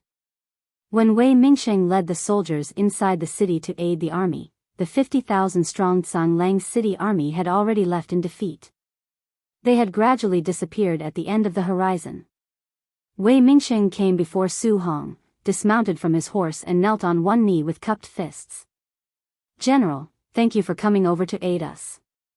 I am Wei Mingsheng, the Deputy General of Jianan City." Su Hong dismounted, stretched out his arms to help Wei Mingsheng up. "I am just a commoner, I cannot accept the general's praise." "General, it may be presumptuous, but can I ask what is your relationship with Lord Wooding?" Although Wei Mingsheng had roughly guessed the answer, he still wanted to confirm his guess. "Su Mu was my father." Wei Mingsheng nodded. "If not, no one else would be able to command the black armored cavalry in this world and for that strong army to serve him willingly. Brother, this is Zhao Qian's head, take it home to pay homage to father and mother, so that they can rest in peace." Su Zimo came over, passing the head at his waist to Su Hong. Su Hong took the king of Yan's head and looked at Su Zimo, all sorts of feelings welled up in his heart. 16 years of forbearance, 16 years of planning. He did not expect that in the end, it was his younger brother who had to bear the burden of taking revenge for the Su family's blood feud. Su Zimo made no mention of the fight in the capital at all. However, judging from his fatigued look and the blood stains on his body, Su Hong knew that he must have gone through a very violent battle in the capital. He had barely made it back alive. Is the king really dead? Wei Mingsheng stared at the head of the king of Yan and let out a soft mumble. His eyes suddenly lit up and he looked towards Su Hong, speaking in a serious voice. "General Su, since the king of Yan is dead, all of us are willing to aid you to become king in Jianan City. We can attack the capital and clear Lord Wooding's name." Although the king of Yan had covered up the tragedy 16 years ago, in the hearts of the soldiers, they did not believe that Su Mu would revolt. Given Su Mu's influence and status back then, if he wanted to revolt and take the throne, he had many other opportunities to do so. Uncle Zhang and the rest jolted at his words. If Su Hong wanted to take the throne, this was the best opportunity. The king of Yan was dead and the country of Yan was in chaos. Su Hong could make use of this battle to build a good reputation in Jianan City. After he took the throne, Su Hong could reveal his identity. Given Lord Wooding's influence back then, there would definitely be someone among the 16 city lords in the country of Yan who would genuinely submit to his authority. It might be possible to unify the country of Yan. At the thought of this, Uncle Jing whispered, "Young master, this is a rare chance." Lu Yu and the rest looked at Su Hong with anticipation, waiting for his reply. Su Zimo made no comments. No matter what his brother decided to do, he would support him unconditionally. Su Hong smiled after a brief silence, shaking his head. "I thank all of you for your support and love. I don't have those ambitions. I am sorry to disappoint all of you." Uncle Zhang and the rest looked disappointed. General Su, Wei Mingsheng wanted to persuade him, however Su Hong waved his hands to stop him. Su Hong said, when there's an outbreak of war, those that suffer are the innocent people of the country of Yen. By then, many people would be destitute and homeless, and separated from their families or orphaned. As Zimo said, if I sacrifice the lives of innocent people to satisfy my own ambitions, how will I be different from Luo Tianwu? Su Hong paused before he cupped his fists toward Wei Mingsheng. General Wei, I have to return to Pingyang town to worship my father and mother. Let's say our farewell here. With that, Su Hong mounted the horse and led the 5,000 black armored cavalry back to Pingyang town. Wei Mingsheng and the other soldiers stood there for a long time staring at the back of Su Hong as he left. Pingyang town, backyard of Su family's residence. Su Hong, Su Zimo and Su Xiaoning knelt in front of a grave. The king of Yan's head was placed at the front. Su Xiaoning had broken down in tears. Su Hong was in tears as well. All these years, Su Zimo had never seen his older brother shed a single tear. Even when he failed to assassinate the king of Yan, Su Hong was only disheartened, but he never shed a single tear. Now that they had taken revenge, the hatred and resentment that Su Hong had been carrying with him for the past 16 years was finally released, and he could not help but get emotional. Su Zimo did not shed tears. After taking some time to worship his parents, he got up quietly and left the Su family's residence, returning to the cultivation field right away. There was a flash of disappointment in Su Zimo's eyes upon entering the cultivation field. It was empty in the cultivation field. Dai Yu was not around. Su Zimo stood in the same spot for a long time before taking a deep breath. He seemed to have made a decision. He returned to the backyard of Su family's residence, giving a glance to Song Qi, and turned to walk outside. Song Qi noticed it and quickly gave chase. Second young master, is there anything that you want to tell me? Song Qi asked softly. After a brief silence, Su Zimo took out a golden badge and handed it to Song Qi, saying, "This is Sky Treasure Gold Badge." Song Qi was startled. To him, Sky Treasure Gold Badge was something that was unattainable.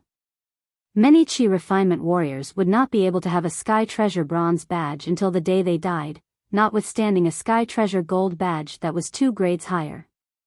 Second young master, what is the meaning of this? Song Qi hurried to ask. Su Zimo said in a grim voice, after my older brother is done with the worship of my parents, bring everyone in the Su family to Tsanglang City and hide in Sky Treasure Pavilion for the time being. Don't come out for now. As for the 5,000 black armored cavalry, break them into smaller groups and disperse them for the time being. Don't stay together.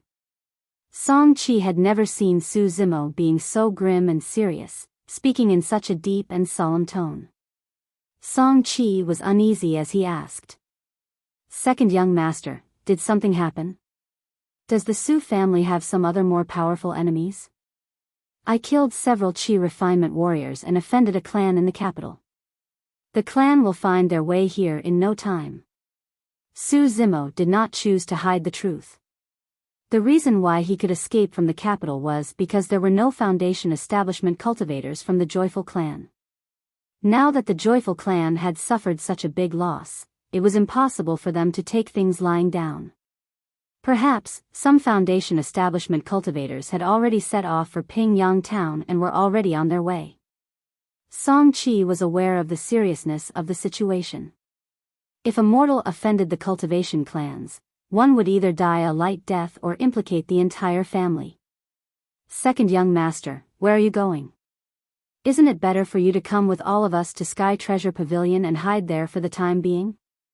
Song Qi asked. Su Zimo remained silent. Song Qi's heart sank. He suddenly thought of a possibility and exclaimed in shock. Are you going to stop the foundation establishment cultivators from the cultivation clan? Su Zimo said softly, if I don't die, the cultivation clan will never give up. The Su family can't possibly hide in Sky Treasure Pavilion for their entire lifetime. Once the Su family appears, they will be hunted down and no one would be able to escape. Moreover, 7 days have passed since the death of the King of Yen. Given the walking speed of the Foundation establishment cultivators, they might have already reached. If no one stops them, they will catch up to us even before the Su family reaches the Sky Treasure Pavilion at Songlang City. But, second young master. Brother Song, don't be sullen. I may not die. I might even annihilate the clan. Su Zimo smiled, putting up a strong front. Song Chi sighed, saying no more. Song Chi knew very well that Su Zimo had made the right decision. But this was in fact using his own life to protect everyone in the Su family. To stop the Foundation establishment cultivators, it was tantamount to courting death. Su Zimo had no hopes of surviving. Su Zimo took out a storage bag from his clothes. This was taken from the one-armed Chi refinement warrior. He handed it to Song Chi, patting him on the shoulder, saying in a low voice, "I will leave the Su family to you." With that, Su Zimo turned to leave. It started snowing. This was the first snow in the early winter.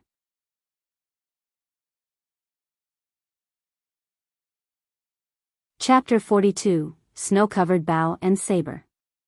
Chapter 42, Snow-Covered Bow and Saber. Su Zimo ran all the way toward the direction of Songlang mountain range in the snow. He ran faster and faster, his eyes clear, his gaze steady. Su Zimo had barely shut his eyes and slept for the past half a month. In addition to the fierce battle in the capital, Su Zimo was thoroughly exhausted. Although Su Zimo had the essence that was sealed inside his body by the scarlet flame fruit, it was of no help as he was mentally drained. The next battle was the real test for him. A life or death ordeal. If Su Zimo was an ordinary Chi refinement warrior, he would definitely die this time. However, since Su Zimo cultivated the mystic classic of the 12 demon kings of the great wilderness, he was not without any chance of winning. Su Zimo kept thinking about the words that Dai Yu told him. Demon cultivators are best at skipping levels and killing opponents. Given your capabilities now, although you are not as good as Foundation establishment cultivators, if you are able to be in their close proximity, you will still be able to instantly kill them. Su Zimo could only rely on close combat. However, the most difficult part was that the cultivators from the Joyful clan already had a taste of his abilities at close combat. They would be on guard and he would not be given much chance at close combat. Moreover, Su Zimo had no idea about the fighting prowess of the Foundation establishment cultivators. Was it simply manipulating spirit weapons? He knew that it would not be that simple. Su Zimo ran at his fastest speed, reaching Songlang mountain range in no time. Unlike ordinary men, if cultivators wanted to hurry on with one's journey, they would fly in the sky. If they wanted to reach Pingyang town in the shortest time, they needed to pass by the sky above Songlang mountain range. Su Zimo would wait here in ambush and kill the Joyful clan cultivators. Su Zimo felt an indescribable familiarity at being back in the Songlang mountain range. Here was his main battlefield. Su Zimo found a towering old tree and used his hands and legs to climb up the tree in no time. He was even more agile than the apes. He had to be in a high spot to be able to notice any suspicious activity and to make the first move. Su Zimo had to consider every detail in preparation for the big battle. This was his only way to turn the tide and survive the battle. Su Zimo sat on the old tree. He placed the cold moon saber horizontally in front of his knees, holding the sanguine crystal bow in his hand, and closed his eyes. This was his final chance to rest. The snow was getting heavier. It kept snowing, covering the entire area. Songlang mountain range seemed to be covered by a thin layer of white snow. It was crystal clear, a stunning and breathtaking sight. The sanguine crystal bow and cold moon saber were covered with snowflakes. One could no longer tell its original appearance. Su Zimo rested while practicing the breathing and expiration methods of the mystic classic of the 12 demon kings of the great wilderness. His body was heating up while white clouds of vapor rose from the top of his head. Su Zimo's body might be burning, but his heart became colder each second. He exuded a piercing cold and murderous aura. It covered every corner of Songlang mountain range. Suddenly, Su Zimo opened his eyes and looked afar. A flock of birds in the forest at the far distance seemed to be given a shock. They spread their wings, soaring to the sky, emitting anxious hooting sounds. They were here. Only 2 hours had passed since Su Zimo reached Songlang mountain range. Su Zimo moved slightly and slid down from the old trees, quietly dropping onto the snow. He drew out the last 5 remaining sharp arrows from the quiver with a backhand grip, knocked all of them on the string, and moved stealthily toward the far direction. The spirit vessel was the most common flying spirit weapon in the cultivation world. It was steady, fast, and had a large capacity. One of the spirit vessels of the Joyful clan had entered the sky above Songlang mountain range, speeding forward. There were more than 100 people on the spirit vessel. Most of them were level 8 or level 9, or even perfected cultivators. The 5 leading cultivators were Joyful clan elders. 4 of them were early-stage foundation establishment, while 1 of them was mid-stage foundation establishment. In the Joyful clan, only foundation establishment cultivator could be conferred additional titles to be the elder. In order to kill Su Zimo, Joyful clan had sent almost half of their cultivators out in a hunt for Su Zimo. It proved that the Joyful clan highly valued the operation this time. If the opponent was a cultivator, even if he was a chi refinement warrior, the Joyful clan would be wary, lest they provoked the clan that the cultivator belonged to. After all, Joyful clan was just a small clan. Otherwise, it would not have worked with one of the small states like the country of Yen. However, Su Zimo was just a mortal. Did he think that he could provoke the clan just because he had a strong physical body and he knew corporal mortification martial arts? If Su Zimo remained alive, and the Su family was not annihilated, the Joyful clan would become a laughingstock in the cultivation world. Elder Chen, Su Zimo was terrifying in close combat. All of us dared not come close to him. You must be extra careful. You must not get too close to him. One of the chi refinement warriors who was next to the elder smiled, trying his best to fawn on the elder, and to give him a kind reminder. To his surprise, Elder Chen looked upset and snorted. Is Foundation Establishment Cultivator the same as Chi Refinement Warrior? Do we need you to remind us? Another elder sneered. Not only would Su Zimo not be able to get close to us, even if he does, he cannot hurt us. Yes, yes, yes. Elder Gao is very right. The Chi Refinement Warrior looked embarrassed as he plastered a flattering smile on his face. The Chi Refinement Warrior seemed to think of something, but he hesitated and held back his tongue. Say what you want, the only mid-stage Foundation Establishment cultivator said lightly. The Chi Refinement Warrior seemed to be in a panic, his heart still throbbing with fear. Elder Qian, the man had a sanguine big bow. The arrows that were released from it were very powerful and fast. Although it was not as accurate, if it was within a short distance, it has a high lethality. All of the elders must be careful. Hee hee. Elder Qian smiled, a look of disdain in his eyes, but he remained silent. Elder Gao gave a loud laugh.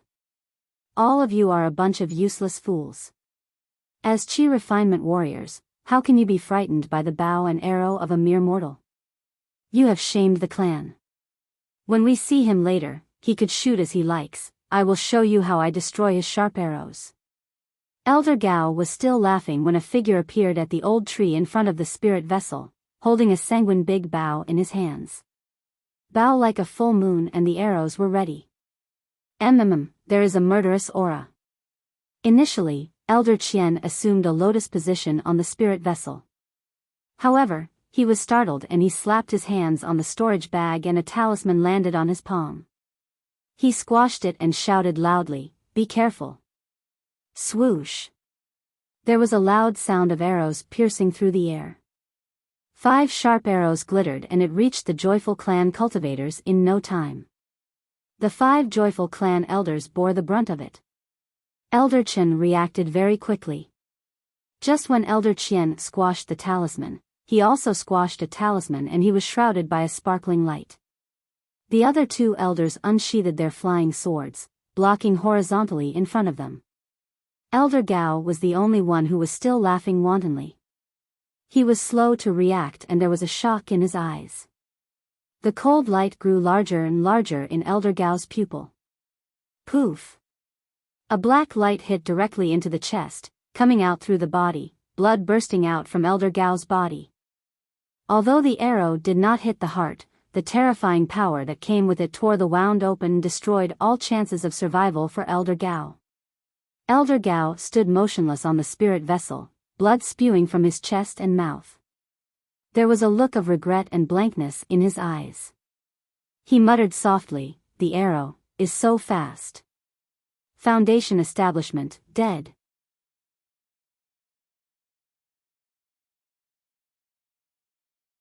Chapter 43, Flee with all his might. Chapter 43, Flee with all his might.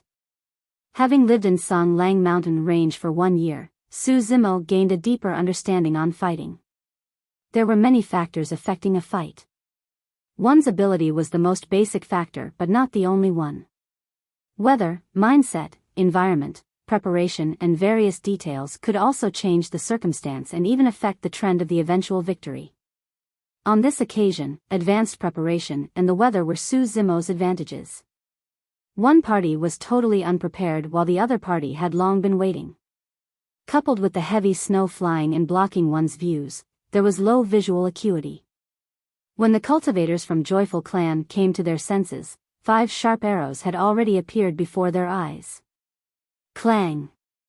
Clang! Clang! Clang! Out of the 5 arrows, 2 of them hit the respective glowing shields of 2 Joyful Clan elders. The glowing shield vibrated a little and the sharp arrows bounced off them. The other 2 arrows had been blocked by the flying swords unsheathed by 2 Joyful Clan elders. However, the arrow that shot Elder Gao resulted in devastating damage to many cultivators from Joyful Clan. Caught off guard, Elder Gao, who was an early-stage Foundation Establishment cultivator, was killed with 1 arrow. Seemingly, this arrow's power did not weaken as it continued to shoot through the air. The spirit vessel was not large. Over 100 Chi refinement warriors were divided into 5 rows as they stood behind the 5 elders, and there were 20 Chi refinement warriors standing behind Elder Gao.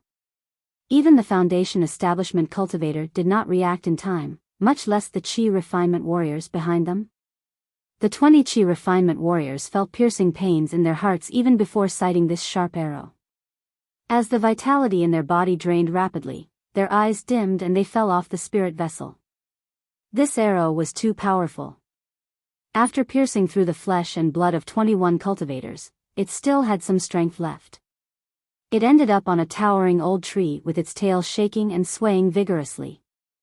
An entire group of 21 cultivators including 1 Foundation Establishment cultivator were killed by 1 arrow shot by Su Zimo. That's him. It's Su Zimo. The few Chi refinement warriors on the spirit vessel recognized Su Zimo and yelled loudly. Retreat the spirit vessel. Surround and kill this man. Enraged, Elder Qian hollered harshly. Although this arrow did not hurt the other 4 Foundation Establishment cultivators, they could still feel the fear in their hearts. If they were to react slower by a bit, they would already be a corpse. Swash. Swash. Swash. Many Chi refinement warriors on the spirit vessel rose to the sky, unsheathed their spirit weapons and attacked Su Zimo at the same time. In a split second, successive flashes of light appeared in midair. It was dazzling and eye-catching. Sword auras traveled through the wind and snow like frost, engulfing the heaven and earth. Of course, Su Zimo did not think that he had the capability to contend with a clan. He was already very lucky that the earlier arrow could kill the Foundation Establishment cultivator. After shooting out 5 arrows, Su Zimo immediately fled as far as possible without hesitating. 2 Joyful Clan elders attacked simultaneously.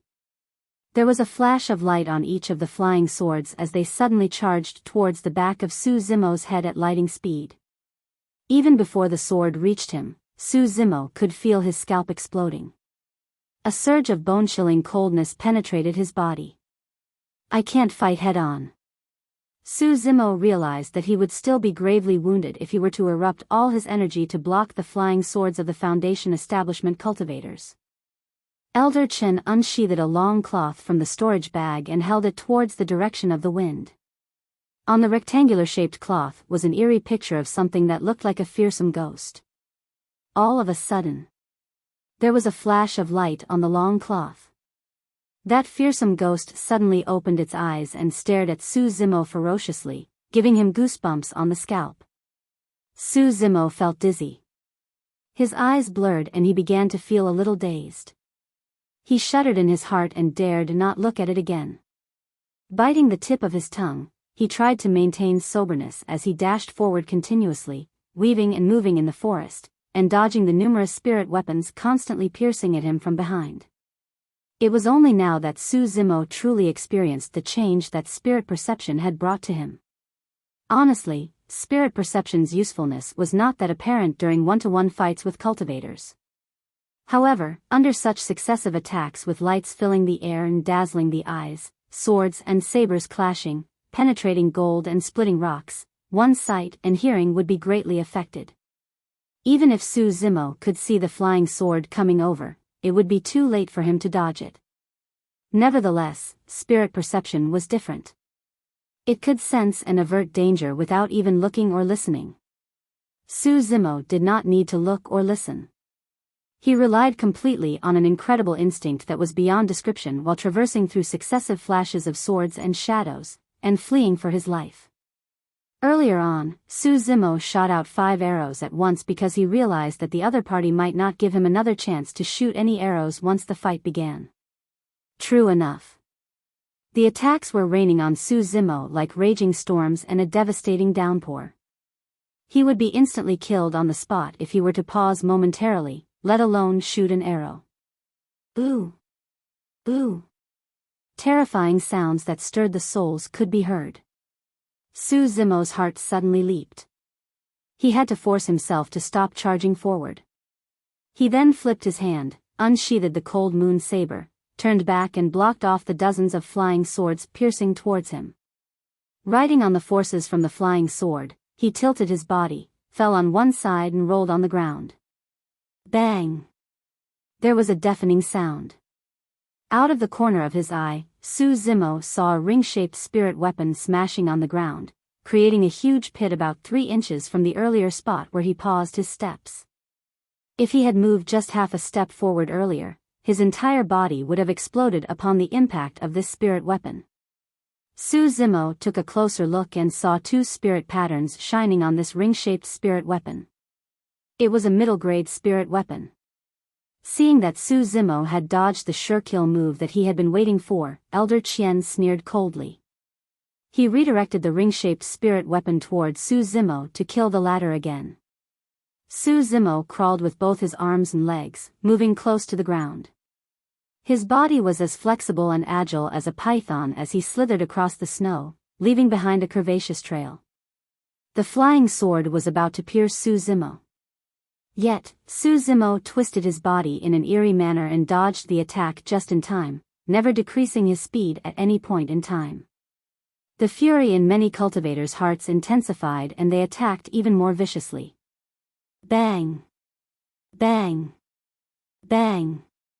The spirit weapons came to nothing and smashed onto the ground countless times after brushing shoulders with Su Zimo. Su Zimo felt slight pangs of pain on his body as raging sandstones hit him. Su Zimo pursed his lips tightly. He looked calm as he gritted his teeth and hung on. The cultivators from Joyful Clan had never seen such movement techniques. He was alternating and interchanging between movements of a galloping horse, a swinging ape and a swathing python with extreme ease. Su Zimo's physique was completely beyond the comprehension of the numerous cultivators. Even spirit beasts who were known for their strong and powerful bodies definitely could not achieve this. Lad, you have to die today. I'll see where you can escape to. Elder Chen hollered furiously, waving the long cloth in his hands. The fearsome ghost on it opened its mouth and released a cloud of black mist. Who would have expected that due to strong winds and heavy snow, just as the black mist was surging out, it was dissipated by the wind and snow and then reversed towards the direction of the Qi refinement warriors from Joyful Clan instead. Many Qi refinement warriors were caught off guard and stained by the black mist. All of a sudden, their complexions turned purplish-blue and foreheads blackened. They lost their balance in the air and were about to fall. Everyone hurriedly searched out an elixir from his storage bag and swallowed it before the poison gradually eased. Although Elder Chen's spirit cloth was only an inferior-grade spirit weapon, it could influence the opponent's mind and heart. The black mist that it released earlier was its trump card. If mid-stage Foundation establishment cultivators were slightly distracted, they would also suffer big time.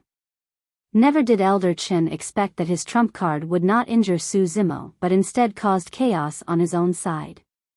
At the sight of this, Elder Chen hollered angrily, "What a fool! Put away that lousy cloth of yours and chase this lad properly. He can't hang on for too long." Elder Chen had an ugly look on his old face. He blamed it all on Su Zimo, and the murderous intent in his heart intensified.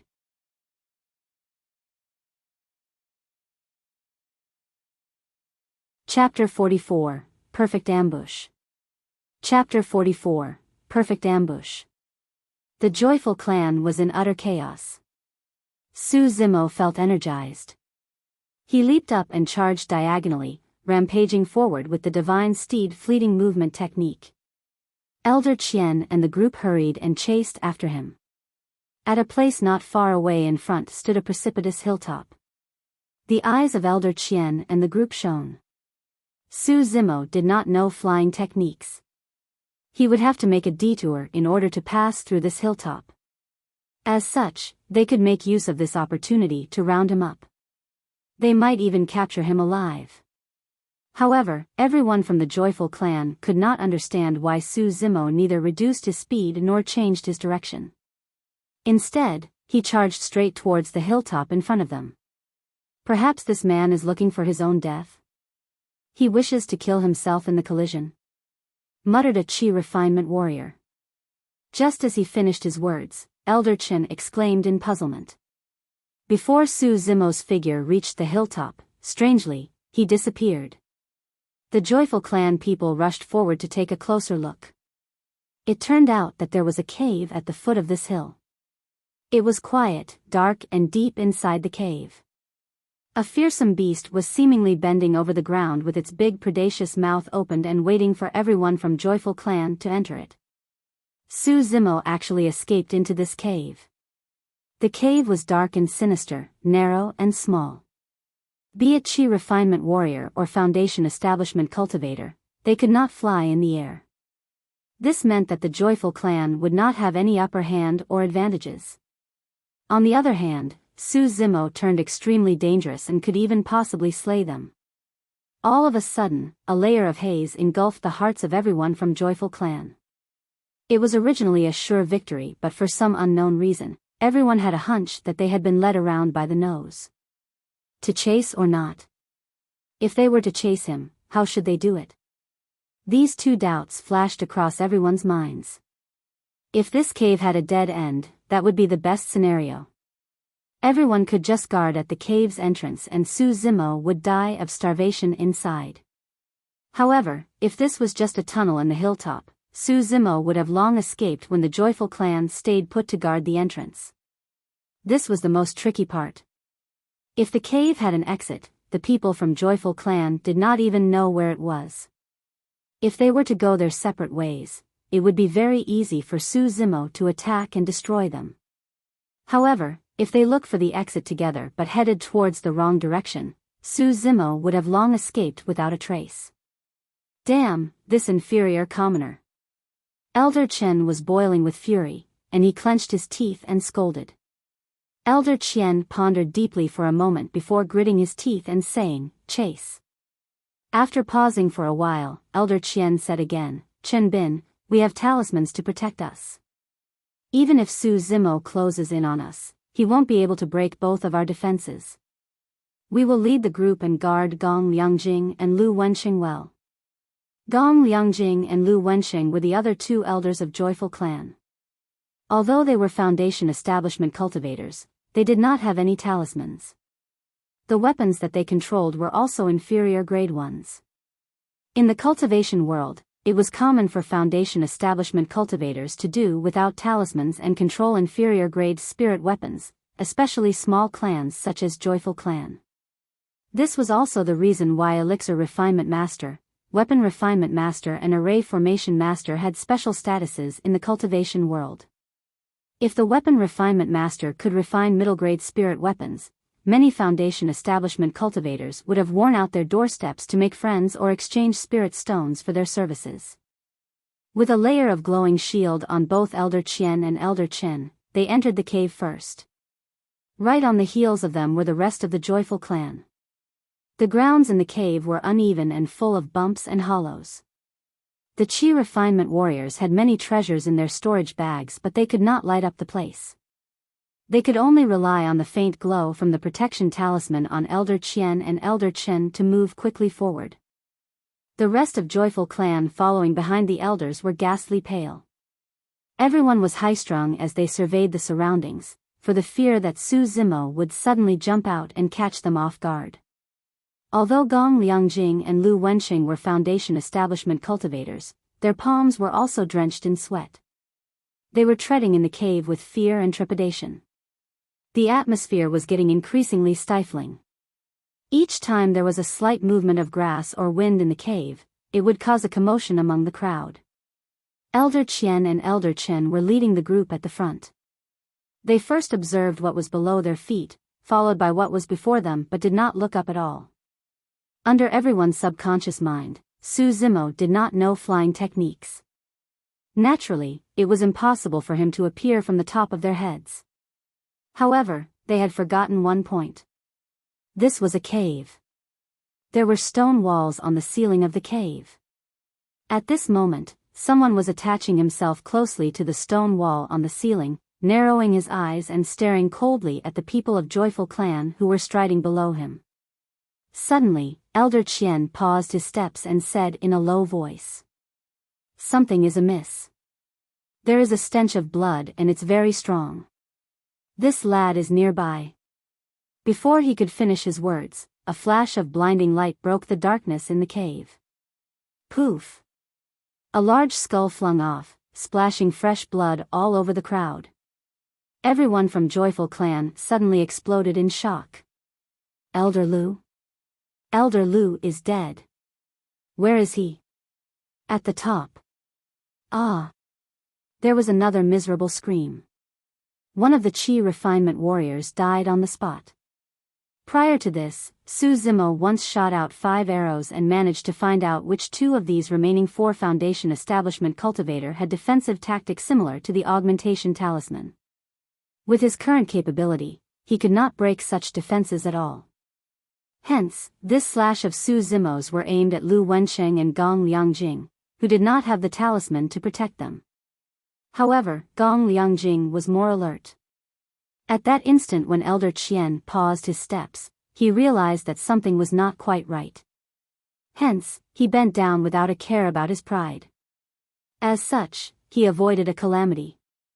When Su Zimo dropped from the stone ceiling and wanted to chase after him, Gong Liangjing had already ran behind Elder Qian and Elder Chen and broke out in a cold sweat.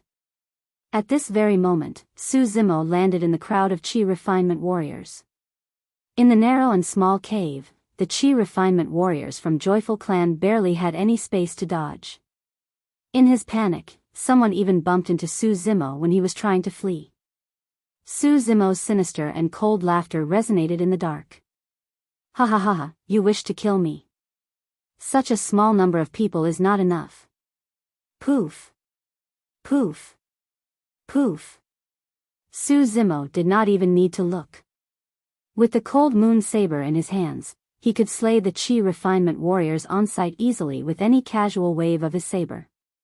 Along with the miserable screams of Qi Refinement Warriors, flashes of blood appeared constantly as they splattered everywhere.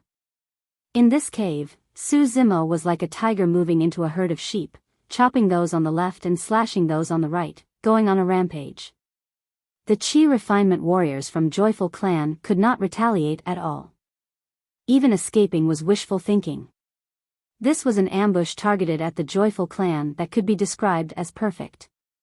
Su Zimo made use of his familiarity with the Tsang Lang mountain range terrain to successfully lure the other party into the deep, dark and quiet cave.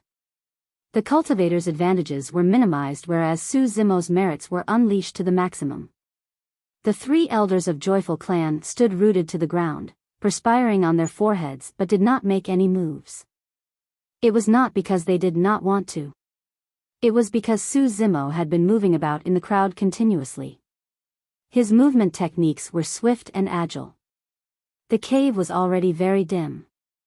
Once they attacked, they would definitely injure their own clan disciples by mistake. At the sight of the decreasing number of clan disciples, viciousness flashed across Elder Qian's eyes. He said in a low voice, "Attack." "What?" The other two elders were stunned. "I said, attack." Elder Qian said coldly, "We can't worry so much now. Even if we kill our clan disciples by mistake, it is better than letting all of them die in this lad's hands."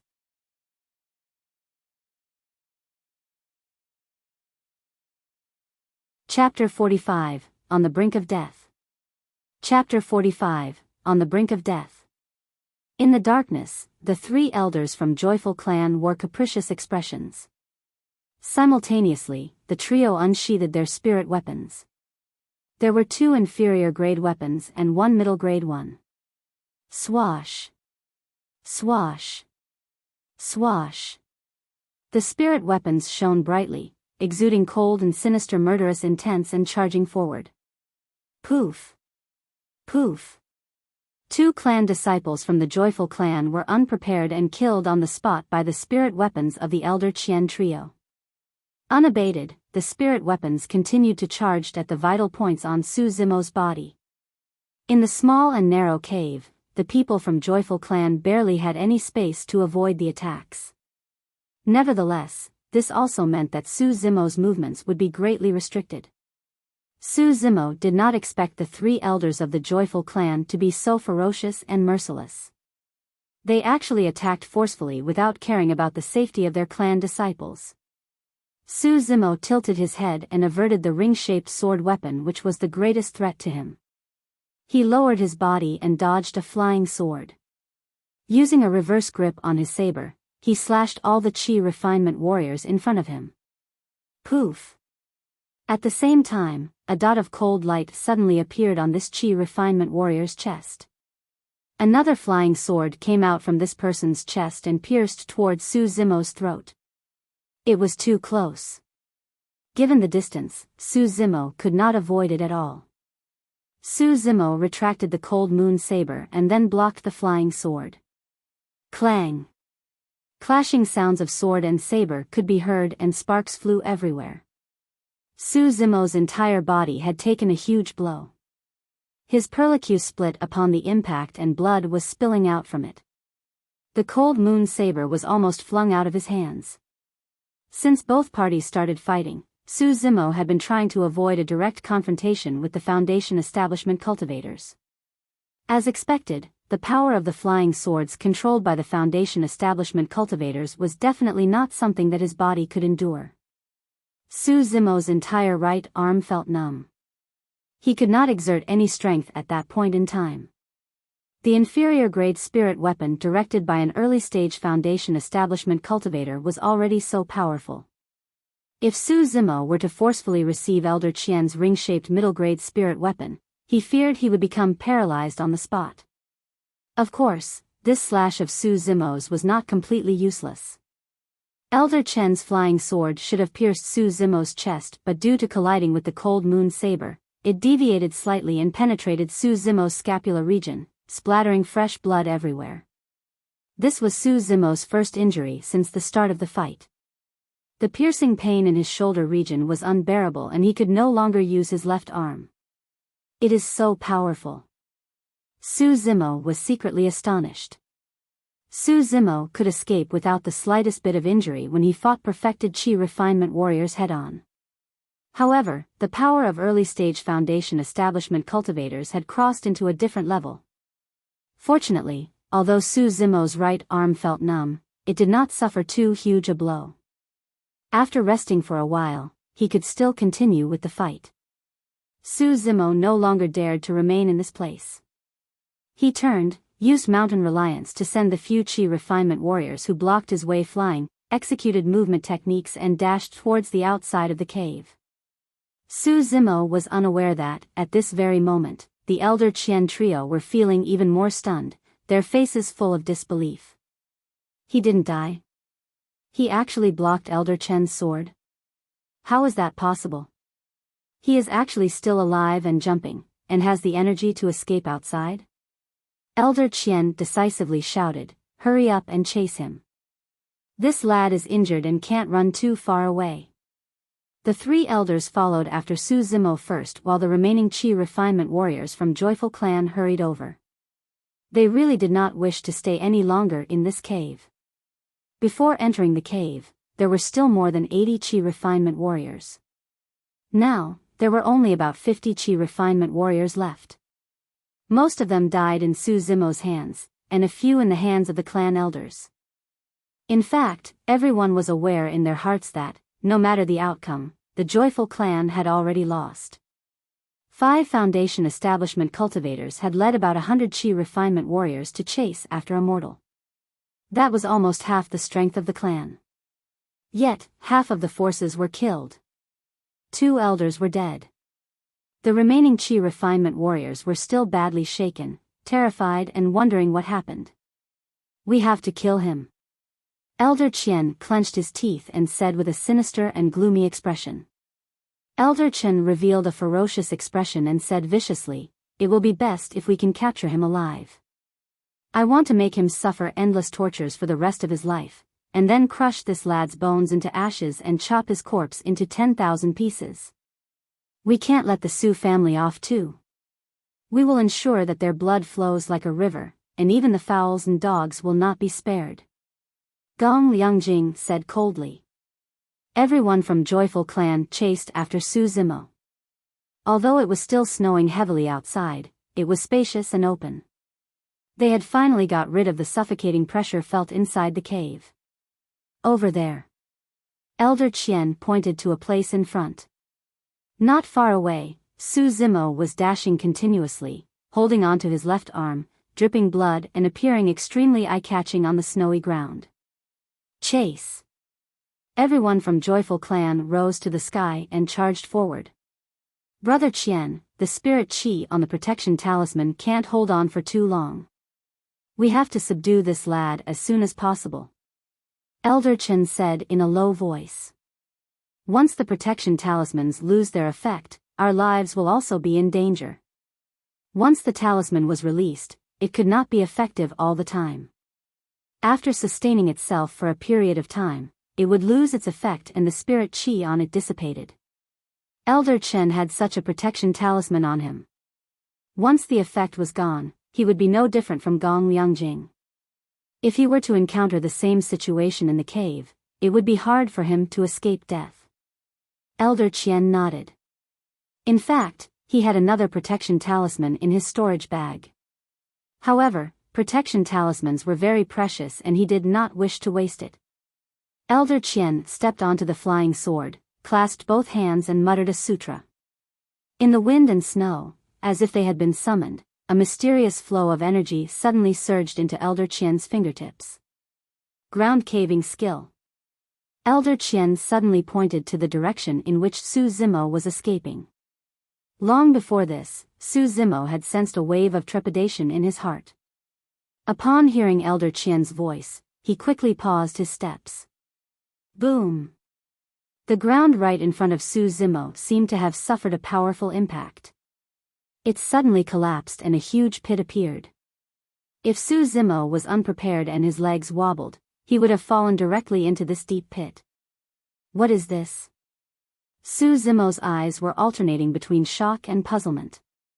He had already foreseen that Foundation establishment cultivators would have some mysterious means, but the scene before him was truly beyond his knowledge. Vinewood twining skill. In that split second that Su Zimo was distracted, another sound rang in his ears. Su Zimo was stunned and he secretly cursed. He wanted to go around the huge pit in front of him and run towards the other side.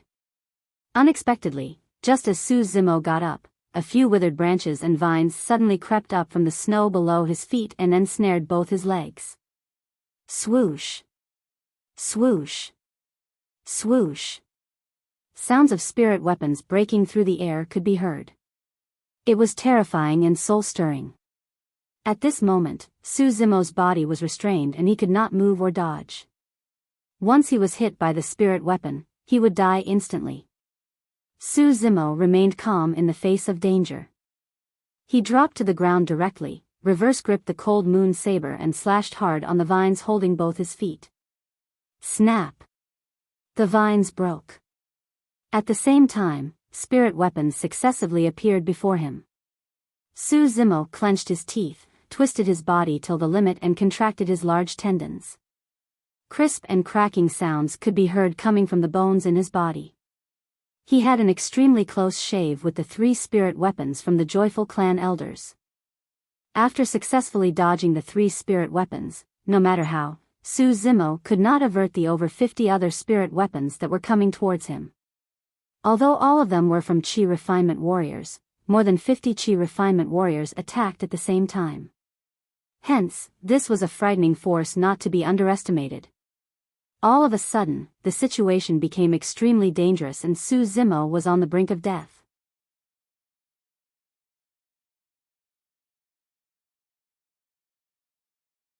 Chapter 46, The Spirit Monkey Appears. Chapter 46, The Spirit Monkey Appears. He had no choice but to fight head-on. In a split second, Su Zimo circulated body petrification. His entire body muscles tightened, large tendons pulsated and he unleashed his strength to the maximum. Holding the saber in one hand, he swiftly drew an arc in front of him. There were numerous flashes of saber shadows and icy cold lights. Clang! Clang! Clang! Spirit weapons continuously clashed in the shadows of the sabers in front of Su Zimo. Successive sounds of weapons clashing with one another could be heard. Sparks were flying everywhere. Su Zimo's steps were clumsy and he retreated continuously. There was a sweet taste in his throat as he held a pool of blood in his mouth, refusing to spit it out. Su Zimo gritted his teeth and endured. Once he released this breath, he would instantly lose his life. Bang! Su Zimo's body landed heavily on a huge pit not far away, his mouth vomiting fresh blood. He lost his grip on the cold moon saber, and his palms were mangled and trembling. Although he had blocked the attack of more than 50 Chi Refinement warriors, Su Zimo was gravely injured. Under such powerful and intensive blows, Su Zimo's body crumbled. He was covered in cuts and his green robe drenched in blood. Snowflakes that dropped onto Su Zimo's body were instantly melted by his body warmth. Su Zimo was ghastly pale. He murmured a little before struggling to sit up. However, he only felt his tendons and bones about to break, and piercing and intensive pain constantly stimulating his brain. Under such aggravating conditions, Su Zimo's body shivered and twitched uncontrollably. Everyone from the joyful clan surrounded the huge pit and looked at Su Zimo from the sky. Their eyes were full of excitement, mingled with some fear and reservation. Finally, this person was going to die. Everyone actually felt relieved of a huge burden. If they were to continue with the chase and this person hid in another cave, everyone including Elder Qian dared not guarantee that they would be courageous enough to enter it. The Elder Qian trio had been in the cultivation world for more than 10 years and had gone through many life and death battles with cultivators. However, they had never encountered someone who was so difficult to deal with. The most terrifying thing was that this person was not a cultivator but a mortal without any spirit chi. Ha ha ha ha. Su Zimo started laughing. Each time he laughed, more fresh blood would spill out from his mouth, making one's flesh creep. At the sound of Su Zimo's laughter, many Chi Refinement warriors felt chills down their spine. Damn! He's really a madman. Some Chi Refinement warriors cursed in a low voice. Gong Liangjing was having goosebumps from Su Zimo's laughter. His face dimmed and he said coldly, "I'll go and kill him." Having said that, Gong Liangjing unsheathed his flying sword, wanting to cut off Su Zimo's head. "Wait a minute." Elder Chen stopped Gong Liangjing and sneered. "He looks half dead. Are you still afraid that he will escape? We'll spare his life first, then bring him back to the clan and give him a good round of torture. We'll make sure that he begs for death." "What are you laughing at?"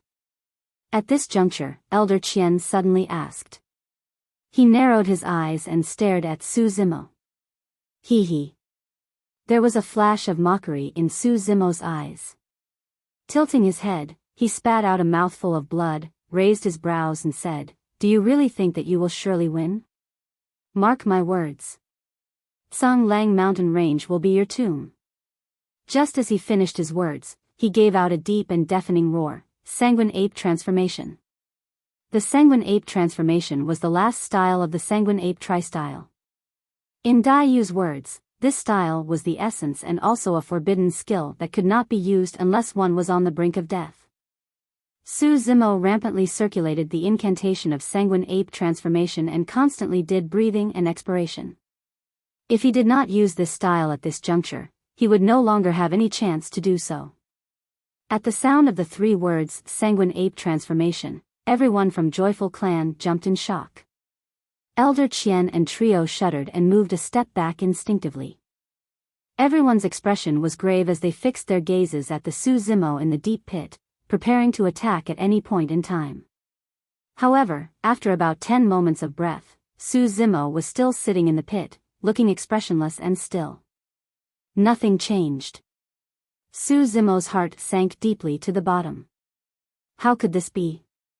After circulating the Heart Sutra of Sanguine Ape Transformation, there was no change to his body. Su Zimo could still feel the pain from the various parts of his body. He felt drained and listless. Previously, when he was rounded up by the wolf packs, Su Zimo had just cultivated Tendon's transformation and was not qualified to release Sanguine Ape Transformation. Now, Su Zimo had already begun cultivating the bone strengthening section. Why did nothing happen when he circulated the Heart Sutra and incantation for Sanguine Ape Transformation? This was Su Zimo's last trump card. In the end, he discovered that he could not use this trump card when he took it out. As the Sanguine Ape Transformation was a forbidden skill, Su Zimo had never released it before. This was his first time. Su Zimo's first reaction was that he did not cultivate it correctly. Something must have gone wrong somewhere. Su Zimo racked his brains and tried to figure out this puzzle. However, this was not the cultivation field and Dai Yu was not beside him. Instead, a group of cultivators full of murderous intent in their eyes were staring at him ferociously. No one would help him clear his doubts and the other party would not give him that much time. After waiting for a while, everyone from the Joyful Clan discovered that they could not find the slightest bit of change on Su Zimo. They had been tricked. Everyone was enraged. Damn, this inferior commoner can still think of fooling us. One Chi refinement warrior cursed and scolded loudly. Kill him. Kill him. Everyone was aggravated and many Chi refinement warriors were shouting above him. Almost everyone had their attention on Su Zimo, but no one noticed that, in the forest behind them, amidst the wind and snow, a tall and huge figure was swinging on the tree branches and approaching them at lightning speed. Eyes flickering with flashes of blood, his murderous intent was strong. Su Zimo exclaimed in puzzlement. He suddenly smelled a familiar and pungent odor and looked up instinctively. Right behind everyone from Joyful Clan, a tall and huge figure leaped down from the towering old tree, dropping from the sky with a furor. Holding an alloy steel rod in one hand, it was swinging it towards the Chi refinement warriors in front of him. Poof! Poof! Poof! The skulls of a total of 5 Chi refinement warriors were smashed by this rod. Their brains split and their headless corpses fell into the pit. Spirit beast. It's a spirit beast. Be careful, everyone. A wave of shock and astonishment could be heard from the crowd. Damn monkey. Su Zimo rejoiced greatly in his heart. The big and tall figure that rushed here to help was none other than the spirit monkey whom Su Zimo had lived together with for 6 months in Songlang mountain range. The alloy steel rod in the spirit monkey's hands was the inferior-grade spirit weapon left behind by that joyful clan Chi refinement warrior who died in Su Zimo's hands previously. He did not know when the spirit monkey picked it up to become its weapon. Just as the joy in Su Zimo's heart rose, it completely turned into worries. Although the spirit monkey was powerful, he could only defeat the Chi refinement warriors. After all, it had not advanced to the realm of a spirit demon. Furthermore, the spirit monkey had the same weakness as Su Zimo. It could not fly in the sky. At the thought of this, Su Zimo hollered, "Damn monkey, quickly scram. Ga. Ga." The spirit monkey opened its mouth and laughed, seemingly oblivious to Su Zimo's shout. After killing all 5 Chi refinement warriors at once with one hit from the rod, it did not pause as it leaped into the pit, grabbed Su Zimo and carried the latter on its back. Thereafter, it tried to escape out of the pit without even turning its back. The spirit monkey was very smart. Although he could not differentiate the realms that the cultivators were at, it knew how to assess the situation. Since Su Zimo had been beaten up so badly to the point of no escape, he was definitely not their match. Hence, the spirit monkey's first thought was not to forcefully fight with the joyful clan but to bring Su Zimo out of the place.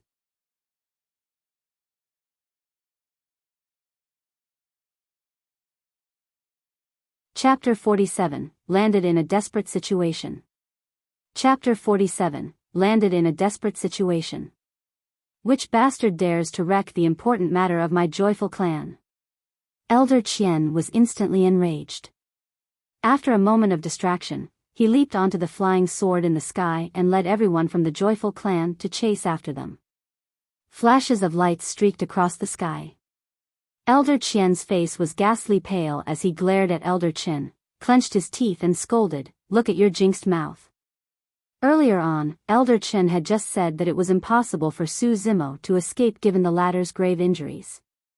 In the end, an unknown spirit monkey sprang out of nowhere and killed a few of the clan disciples. It even saved and took Su Zimo away. Elder Qin wore an innocent expression. For the sake of chasing and killing this Su Zimo, Elder Qin had already been scolded harshly by Elder Qian twice. He was also enduring a bellyful of anger and had nowhere to vent his frustration. Elder Qin looked at the spirit monkey who was dashing far ahead. His eyes filled with resentment and malice. He said coldly, "This bastard's speed is not fast. It can't run for too long." Similar to what happened 6 months ago when Su Zimo was surrounded by the wolf packs, at a time when he faced critical danger, it was the spirit monkey who stood up for him and saved him from the doors of hell.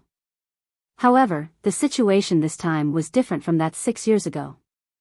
The spirit monkey was clever at ascending hills and adept at climbing rocks. It could also leap and swing with extreme ease in the forest.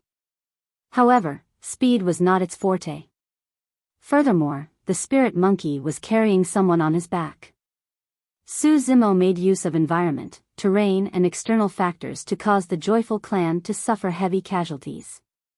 However, these factors also made it very hard for the spirit monkey to steer away from the joyful clan's line of sight. These external factors were a double-edged sword. It could benefit both the self and the enemy. It was the beginning of winter and heavy snow was falling. Although the withered trees were still around, they were barren. Without the green, luxuriant forest and camouflage of thick, dense branches and leaves, the trails left behind by the spirit monkey's escape were visible with one glance. Su Zimo felt listless all over. He leaned on the spirit monkey's back and listened to the winds howling by his ears. His heart was full of sorrow and misery as he said in a low voice, "Damn monkey, we can't escape. Put me down and leave on your own." The spirit monkey did not utter a sound. Streams of mist surging out from its nostrils, it dashed forward continuously, sweating profusely. Obviously, it was already using all its might and exhausting a lot of energy. The sounds of clothes flapping in the air were coming closer and closer. The speed of the Qi refinement warrior's sword kinesis flight was obviously much faster than that of the spirit monkey. Su Zimo sighed gently, "Monkey, these people only want to kill me. Put me down and you still have hopes of escaping. Otherwise, if we continue like this, they will catch up with us in less than 15 minutes. We will both die here." The spirit monkey continued to keep mum. His expression was obstinate and his gaze sharp. He stubbornly dashed ahead. Su Zimo clenched his teeth and punched the spirit monkey's shoulders harshly. He said loudly, "Leave me alone and only one of us will die. If you take me along, both of us will die. This is such a simple logic. Why can't you understand? Why can't you understand? Damn monkey, aren't you very smart and quick-witted? You've become a fool. Quickly scram. Roar. Roar." The eyes of the spirit monkey reddened. It suddenly roared loudly, shaking the heaven and earth. Upon the impact, snowflakes on the surrounding old trees fell one after another. The joyful clan group following closely behind were shocked at the sudden roar from the spirit monkey. Fear? Furor? Or hopelessness? They did not know. However, Su Zimo understood. Yours truly wants to do so. It's none of your business. This was the spirit monkey's response to him. The spirit monkey was not stupid. From the moment that it saved Su Zimo, it already knew that they would possibly die here. However, the spirit monkey still saved him. 6 months ago, the spirit monkey saved Su Zimo because of its enmity with the wolf clan. 6 months later, the spirit monkey saved Su Zimo because it saw him as his buddy, a buddy that he could share weals and woes with and live and die together. This was the chemistry between a man and a monkey. There was telepathy without the need to communicate in words. Su Zimo was silent for a while. He then laughed. Ha ha ha ha. Su Zimo laughed heartily. The joyful clan group looked puzzled. They did not understand why Su Zimo could still laugh, and in such a hearty and happy manner. Their hearts were already numb and they could not understand the friendship between Su Zimo and the spirit monkey. In the eyes of everyone, the spirit monkey was basically a beast that had not attained spirit intellect, and Su Zimo was a man struggling on his deathbed. However, the more Su Zimo laughed happily, the angrier they felt. Attack! Elder Qian gave orders. Many flying swords tore the wind and snow and dashed towards them, filling the air. With just a bit of effort and the distance between the two parties had closed so much. They were already within the joyful clan group's geographical scope of attack. The spirit monkey ran left and swung right. Bending its body at one point and leaping at another, it dodged the attacks with all its might. Poof! Flashes of blood appeared. The spirit monkey trembled for a while and staggered. Thereafter, it straightened its back and continued to dash on, pretending that nothing had happened. Su Zimo looked down and saw that the spirit monkey's thigh had been pierced through by a flying sword. It was bleeding heavily non-stop. A striking and scarlet bloody trail was left on the snow behind it. Su Zimo's heart ached. He could clearly sense that, earlier on, this sword was heading towards the middle of his back. However, at the 11th hour, the spirit monkey suddenly jumped. The spirit monkey noticed Su Zimo's concern. It tilted its head and smiled. It looked a little silly, seemingly wanting to make Su Zimo feel assured. Su Zimo's sight gradually turned blurry. He was not sure if it was because the snowstorm was too strong or other reasons. The spirit monkey's speed had obviously slowed down. Its steps were also not as swift and agile as before. It was limping, looking a little unkempt and pitiful. Its thigh had been pierced through and it must be dying of pain. How could it be all right? However, the spirit monkey still did not give up. Suddenly, the spirit monkey threw away the alloy steel rod in his hands, hurled Su Zimo in front of his chest and carried him. This was just a simple action, but Su Zimo understood further. The spirit monkey was worried about the flying swords coming from behind. It was worried that the flying sword would hit Su Zimo first. Hence, it carried Su Zimo in front of its chest while bearing its own back to the flying swords. The joyful clan group was right on their heels and closing in. All of a sudden, the corner of Su Zimo's eyes twitched vigorously. His scalp was blistering and he broke out in goosebumps. It was extremely dangerous. Without the cold moon saber by his side, Su Zimo took out the sanguine crystal bow immediately. Out of the corner of his eye, he saw a ring-shaped spirit weapon amongst the many flying swords behind the spirit monkey. 2 dazzling, eye-catching spirit patterns were shining on it. The spirit monkey did not sense the threat of his ring-shaped spirit weapon. It could barely dodge the many flying swords. More wounds appeared on its body, and flesh and blood could be seen. It was a gruesome sight. This ring-shaped spirit weapon was charging towards the middle of the spirit monkey's back. They could not avoid it anymore. Su Zimo bit the tip of his tongue. He exhausted all of the remaining strength in his body, raised the sanguine crystal bow and smashed towards the ring-shaped spirit weapon. Clang! Su Zimo's entire body was shaken. The sanguine crystal bow left his hands. A cloud of bloody mist erupted from Su Zimo's entire right arm. His skin burst open and his large tendons broke. All the bones in his arms were fractured and hanging down. This was a middle-grade spirit weapon and the mid-stage Foundation Establishment cultivator launched the attack with all his might. Su Zimo could not endure it at all. The ring-shaped spirit weapon paused momentarily upon the impact of the sanguine crystal bow, but it still smashed heavily on the spirit monkey's back eventually. Bang! The spirit monkey's back caved in deeply. Horrifying sounds of bones breaking could be heard. Its entire body was shaken. Carrying Su Zimo, it was directly hurled into the air before falling onto the snowy ground nearby.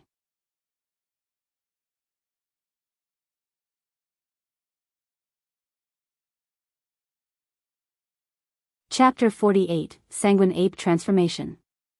Chapter 48, Sanguine Ape Transformation. A man and a monkey fell onto the cold and snowy ground. The spirit monkey vomited a huge mouthful of blood that coincidentally landed on Su Zimo, splattering all over the latter's face. Su Zimo's mouth was filled with the spirit monkey's warm blood. The spirit monkey turned to his side with his eyes drooping and pupils losing focus. He stared blankly at Su Zimo, his eyes filled with some indignation, some nostalgia, some reluctance and some regrets. Finally, it closed both its eyes. Monkey! Su Zimo called out, his heart trembling. The spirit monkey did not move the slightest bit. The vitality in its body was draining rapidly. The mid-stage Foundation Establishment cultivator had unsheathed the middle-grade spirit weapon and attacked with all his might. That had a devastating impact to the spirit monkey. If Su Zimo had not blocked the weapon with the sanguine crystal bow and the weapon were to pierce through the spirit monkey's body, the monkey could have disintegrated. Su Zimo wriggled his body in the snow and crawled to the spirit monkey.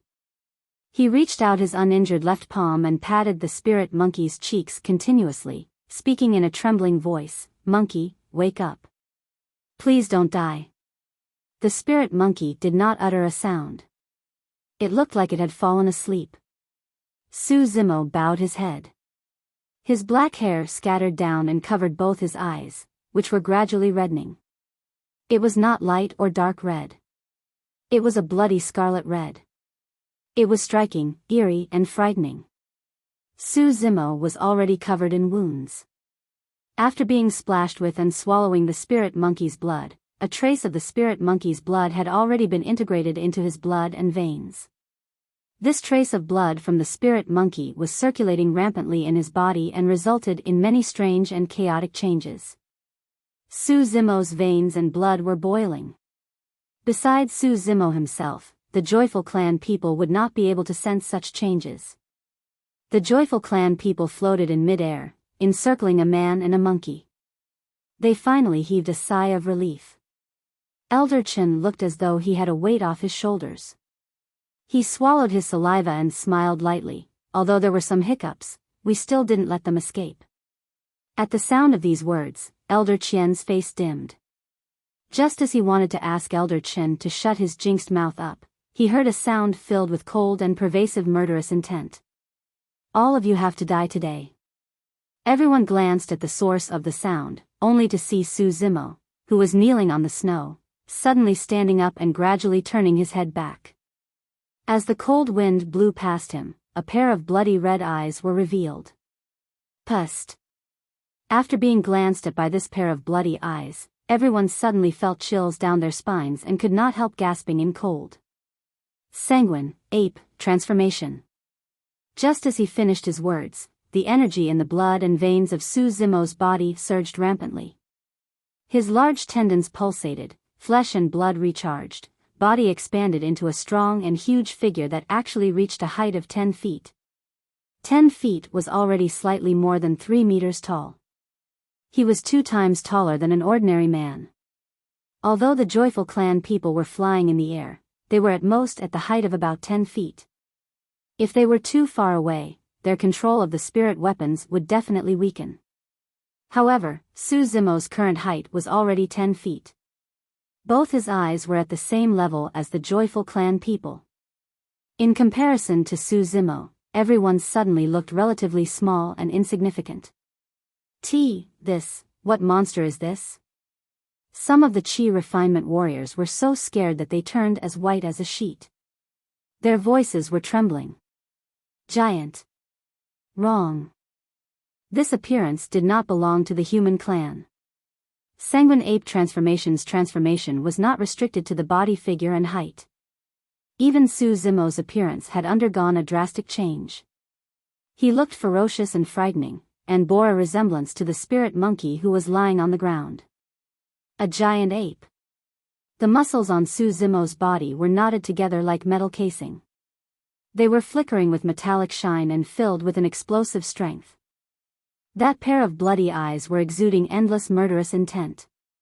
Wind and snow seemed to have solidified at every nook and crook swept across by that bloody glance. Kill. Su Zimo gave out a deep and furious roar. He strode forward, reached out his left arm, opened his hands and simply grabbed Gong Liangjing, who was in midair. Su Zimo hated these 3 foundation establishment cultivators of joyful clan to the core. If not for them, the spirit monkey would not have been injured, and its life or death unknown. Gong Liangjing's reaction was a tad slower. He had just wanted to reverse his flying sword and dash higher into the sky. However, he had a surprise blackout as Su Zimo's palm had already enshrouded and clutched him. Su Zimo squeezed hard. Poof! A mist of blood filled the air. Gong Liangjing, who was at the early stage foundation establishment realm, was crushed by Su Zimo. At this moment, Elder Qian and Elder Chen had just flew to a height of 20 feet. When they looked back instinctively, their eyes met with this gruesome and bloody scene. They could not help shivering with shock and fear in their hearts. It is no wonder that this Su Zimo's body is so scary. It is because he is not human but demon. He is a spirit beast.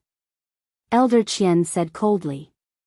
He could still feel the fear in his heart. Should we report this to the clan first and get more reinforcements to come here? Elder Chen was also feeling a little scared. Elder Qian waved his hands and said, "We don't need to worry. This Su Zimo must have used some demon techniques to stimulate the potential of his body. He can't hang on for too long." Just as he finished his words, Elder Qian saw something from the corner of his eye and was scared out of his wits.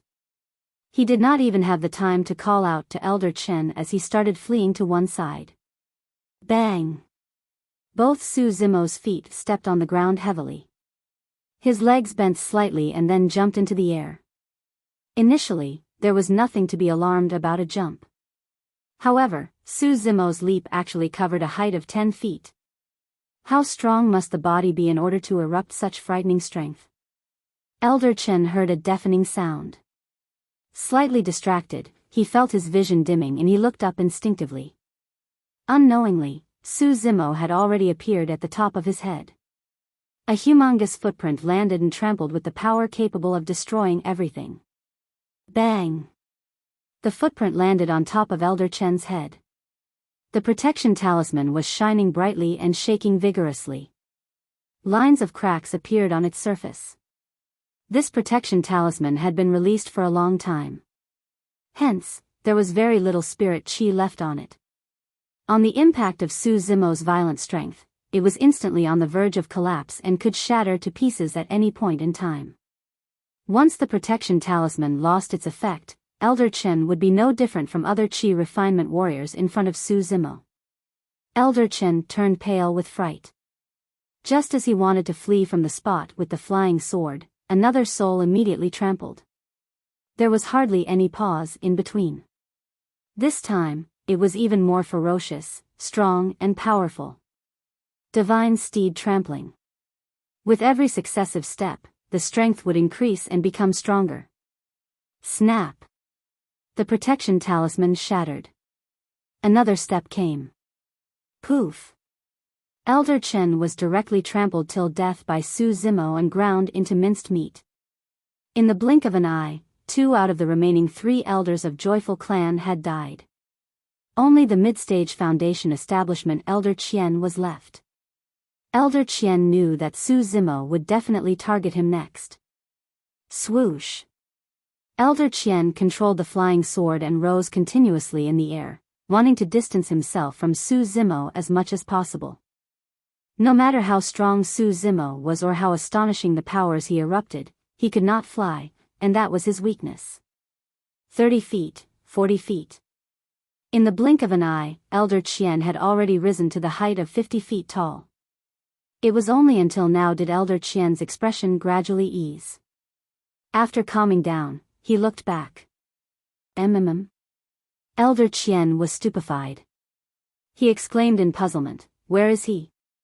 Su Zimo actually disappeared from the battlefield. How was that possible? He could not have escaped from the place in such a short time. At this moment, the few chi refinement warriors not far away pointed to the front of Elder Qian with shock and fear written on their faces. They seemed to have witnessed a terrifying sight.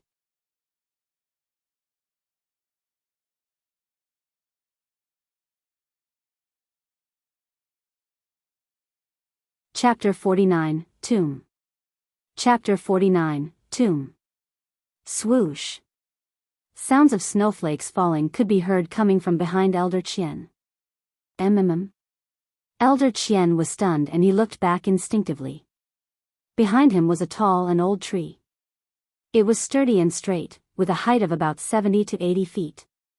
Using both his hands and legs, Su Zimo was climbing up the tree like a giant ape with extreme ease. He had already reached the height of 50 feet. Elder Qian traveled by air while Su Zimo relied on the old tree to climb up. Yet, there was not much difference in their speeds. Relying on the energy of the blood and veins, Sanguine ape transformation could not only improve Su Zimo's body strength within a short time frame but also cause major transformation to his body's agility, coordination and flexibility. His speed had thus increased exponentially. The moment that Elder Qian looked back, Su Zimo had bounced off the old tree. The bloody shine in his eyes intensified and the murderous aura was towering.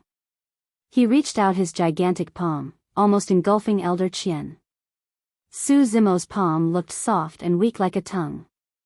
He gently wrapped it on Elder Qian's body but erupted the strength of twisting and crushing someone. It was extremely cruel and savage. Pa! Elder Qian's body shook violently. The protection talisman shattered on the spot. Go! Elder Qian's expression changed greatly. Stepping on the flying sword, he tried his best to balance his body. In the panic and chaos, he quickly unsheathed the ring-shaped spirit weapon in his hands and smashed it towards Su Zimo's chest. The two parties were very close to each other. Su Zimo's body was in mid-air and he had no place to lean on. Facing the oncoming ring-shaped spirit weapon, he had to fall on his back with his face facing the sky in order to dodge the attack. But if that were to happen, Su Zimo would also drop from the sky. Su Zimo's bloody eyes were filled with viciousness. Facing the ring-shaped spirit weapon, he neither retreated nor dodged. His palm transformed into a fist. Using the fist as a seal, his left arms drew a gigantic arc in the air. Boom! The gigantic seal landed. Following bovine-tongued saber was Sanguine ape fist seal.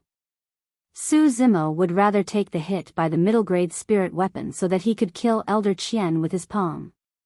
Elder Qian was really panicking. He could clearly sense Su Zimo's determination to perish together with him. Just as the ring-shaped weapon left his hands, Elder Qian did not think twice about patting the storage bag and took out another brand new protection talisman. He immediately tore it with a pinch of his fingers. Elder Qian's face revealed a pained expression. To him, every talisman was very precious. This was reserved by Elder Qian to save his life. It could block a wave of attacks from Foundation Establishment Cultivator. But now, he actually had to consecutively waste 2 protection talismans when chasing a mortal. Bang! The ring-shaped spirit weapon crashed onto Su Zimo's chest directly, as if it had hit something strong and hard. The sound of bones cracking could be heard. Su Zimo's chest caved in deeply, his blood and flesh were mangled. If Elder Qian had not been distracted by the tearing of the protection talisman and as a result, caused insufficient energy to condense on the spirit weapon, Su Zimo would have died instantly when he released Sanguine ape transformation. Simultaneously, Su Zimo's fist transformed into a gigantic seal and smashed on the top of Elder Qian's head heavily. Bang! The gigantic fist collided with the glowing shield formed by the protection talisman and erupted a deafening sound. Waves of air gushed and turned the falling snowflakes in the surroundings to vapors instantly. I blocked it. Elder Qian did not care about rejoicing. He escaped from the place on his flying sword as soon as possible. On the other hand, Su Zimo's figure dropped from the sky. Fresh blood was spilling from his mouth, but the murderous gleam in his eyes did not reduce. He was still glaring viciously at Elder Qian, who was fleeing towards a greater height. Bang! Su Zimo landed on the snowy ground heavily. Soon after, he turned and got up, panting and gasping heavily. Each breath of his was accompanied by a strong stench of blood. This were signs of grave injury to his internal organs. The injury to tendons and bones could heal fully after resting for 100 days. However, it was extremely hard to cure injuries to the vital organs of the body. Furthermore, no one was clearer than Su Zimo about the condition of his own body. The earlier hit by Elder Qian had already crushed his internal organs. He could not live for too long. Elder Qian hid and loitered in the air. He did not leave. In Song Lang mountain range, none of the other old trees had that kind of height. Elder Qian would not give Su Zimo any more chances to come close to him. Su Zimo clenched his fists. Suddenly, with his back facing the spirit monkey whose life and death was still unknown, he rampantly charged towards a direction. Although the Sanguine ape transformation could increase Su Zimo's strength exponentially within a short time, it could not nurse his injuries. This meant that the injuries on Su Zimo were still present. After an intensive battle, the injuries in his body had worsened. The Sanguine ape transformation made Su Zimo turn into berserker mode. His nerves were numb and he thus could not feel any pain in the body at all. Although Su Zimo was swift and succinct in his movement techniques, his body had already crumbled both inside and out. He was only relying on the strength of his blood and veins to hang on with one breath. When the time of the Sanguine ape transformation was up, Su Zimo would revert back to his original state and become even weaker. At the sight of Su Zimo escaping, Elder Qian chased him hurriedly on the flying sword. The joyful clan suffered heavy casualties this time. He was the only one left among the 5 elders. If he did not kill Su Zimo here, how could he explain this to the clan when he returned? Since Elder Qian had decades of experience in the cultivation world, he could tell that Su Zimo was now an arrow at the end of its flight and could not hang on for long. Although the remaining 5 Chi refinement warriors from Joyful Clan also rushed over, they dared not get too close and kept a huge distance from Su Zimo. Su Zimo's speed gradually decreased. His body also began to shrink as he slowly reverted to his original appearance. Waves of fatigue surged in his heart and mind. He began to feel the pain on his various body parts intensifying. Su Zimo gritted his teeth and continued to dash ahead. Not far away at the front was a valley. The steep hilltops surrounding it were straight, tall, and had strong walls. They looked ordinary, and were very quiet. Su Zimo came to the center of the valley and revealed a trace of a smile. The time for Sanguine ape transformation was almost up. Su Zimo arrived at the middle of the valley and paused his steps. With his back facing the spirit monkey, he began to climb up the stone walls. The surrounding stone walls at the valley had many cave entrances. It was pitch dark and there was no light inside them. The joyful clan people looked at the Su Zimo who was covered in wounds but still dared not move forward casually. They watched on as Su Zimo climbed into a cave without any further movement. Everyone finally could not endure any further. They flew on their flying swords and arrived at the top of the valley. At the sight of the cave entrances of various sizes on the surrounding stone walls, Elder Qian frowned. Suddenly, a trace of uneasiness flashed across his heart. At that very moment, Su Zimo suddenly appeared at the entrance of the cave, holding a purple gigantic bird in his hands. He looked at Elder Qian and started laughing. That laughter was a little eerie and horrifying. It made people's hearts shudder. Pierce. Su Zimo tugged with his might and simply broke the neck of this purple gigantic bird. Fresh blood flowed and a unique stench of blood filled the air in the snow and wind. Chirp. Chirp. Chirp. Chirp. Suddenly, waves of hurried chirps of birds resonated and echoed in the valley. The pitch was getting higher and the sound getting clearer. Commotion could be heard coming from inside the caves of various sizes. At this very moment, Su Zimo's voice could be heard. It was calm and still but made everyone's heart instantly sink to the bottom. I have said. Tsang Lang Mountain Range is your tomb. Just as he finished his words, Su Zimo threw away the gigantic purple bird in his hands and wriggled into the cave. In the cave surrounded by valleys, beams of purple lights shone in the darkness. Their lively eyes actually emanated endless murderous intent. Chirp. Another shrieking chirp could be heard, penetrating gold and cracking stones. Initially, they were still far away. When the joyful clan people came to their senses, a huge shadow had already engulfed the top of their heads and shrouded the wind and snow.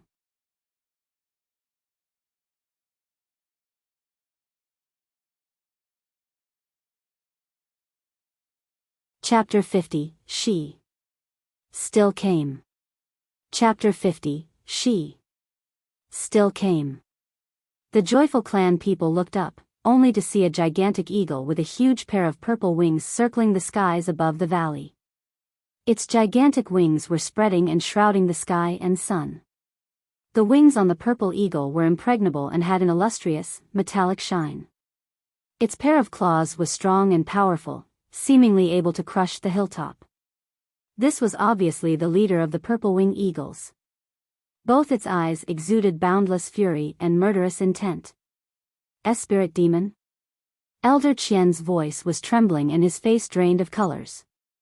In the eyes of cultivators, spirit demons could be divided into two categories: Foundation Establishment Realm and Golden Core Realm. The purple-winged eagle in front of them should be at the Foundation Establishment Realm, but it was obviously much more powerful than Elder Qian. Most importantly, this spirit demon could fly. Chirp. Chirp. Chirp. Chirping sounds of furor could be heard coming from the caves surrounding the valley. Numerous purple-winged eagles flew out of the cave. At one glance, there were hundreds of them. Although these purple-winged eagles were spirit beasts, there were more than enough of them to tear the joyful clan people into pieces. There was really nowhere to turn to. They could not even escape. Su Zimo's earlier words resonated in everyone's mind. In that moment, everyone understood. Su Zimo came here because he wanted to borrow the powers of these purple-winged eagles in Tsang Lang Mountain Range to wipe them out in one swoop. This place was their tomb. No. We didn't kill it. That purple eagle. No. It's that man in the cave. A Chi refinement warrior spoke incoherently. He was so frightened that his lungs and guts were splitting. It was just that this explanation sounded too feeble. The spirit demons had a strong sense of territory possession. Even spirit beasts and spirit demons who intruded their territory would be viciously attacked by the purple-winged eagles, let alone cultivators from the human clan. Although Su Zimo killed that purple eagle, in the eyes of the purple-winged eagles, they had long classified the joyful clan people in the same category as Su Zimo. The detestable human clan. Chirp. The purple-winged eagles circling in the high skies chirped. In the next moment, hundreds of purple-winged eagles pounced on the joyful clan people murderously. At the same time, the leader of the purple-winged eagles dived down, opened its sharp claws and dashed towards Elder Qian to grab the latter's head. Everyone from the joyful clan felt devastated. This was a doomed situation. The moment that they stepped into the valley, they could no longer get out of it. The winds outside the cave were cold and pervasive. Nevertheless, it was very warm inside the cave. Thick straw mats were placed on the cold ground. Lying on top of them, Su Zimo could hear the miserable cries coming from outside. The corners of his lips curled into a smile. "Monkey, did you hear that? This group of people who harmed you are all going to die," Su Zimo said softly. The spirit monkey was lying by Su Zimo's side. Its eyes were shut and it did not respond. Having lived in Song Lang mountain range for 6 months, Su Zimo knew this place like the back of his hand. Both he and the spirit monkey knew which areas were frequented by spirit demons and which areas posed extreme danger. Su Zimo had planned this well in advance. This was the key reason that he chose Song Lang mountain range as his battlefield. On the warm straw mat were a few oval-shaped bird eggs with faint purplish lines on the eggshells. They looked very beautiful. Su Zimo casually took 2 of the eggs and knocked them against each other using the remaining bit of his strength. Crack. Crack. Lines of cracks appeared on the eggs and purplish gold liquid flowed out of them, emitting a strong fragrance. Su Zimo placed one of the eggs by the spirit monkey's mouth and the other by his own mouth. He sucked the liquid bit by bit. He could not help smiling when he said, "Monkey, haven't you been longing for this egg? I have brought it here for you today." The spirit monkey often mentioned to Su Zimo that eggs of purple-winged eagles were extremely nutritious and tasty. However, there was a purple-winged eagle at the spirit demon level. On normal days, the 2 of them dared not even approach the eggs. The spirit monkey felt proudest about one thing in its life. He secretly ate an egg belonging to a purple-winged eagle and escaped safe and sound thereafter. The purple-winged eagles were one of the rare birds that would go through various stages of hibernation during winter. A man and a monkey already had plans to come here to steal the eggs once winter was approaching and when the purple-winged eagles were hibernating. They would be less sensitive to the outside world at that time. Unfortunately, Su Zimo left at the beginning of winter. The spirit monkey's lips were tightly shut. The purplish gold liquid flowed down the corner of its mouth and dropped onto the straw mat. There was no response from it all this while. At the sight of this, Su Zimo's eyes dimmed. The fragrant liquid in his mouth suddenly turned tasteless. The miserable cries outside gradually faded. Elder Qian's hysterical shout could be heard, "Su Zimo, you can't leave here even if I am dead. Do you think this group of beasts will let you off?" "Ah!" Elder Qian cried in pain, and there was no more noise thereafter. Su Zimo smiled. Since he had arrived here, Su Zimo did not intend to leave this place alive. The objective of this plan was for everyone to perish together. It was just that Su Zimo did not expect to implicate the spirit monkey in the end. Su Zimo struggled to stand up and walk out of the cave. Looking at the over 50 corpses beyond recognition in the valley, devoured and torn to pieces by the purple-winged eagles, he shook his head. A flash of mockery streaked across his eyes. So what if they were Foundation establishment cultivators? So what if they were an immortal clan? Eventually, they still died in an obscure corner of this Song Lang mountain range without anyone knowing.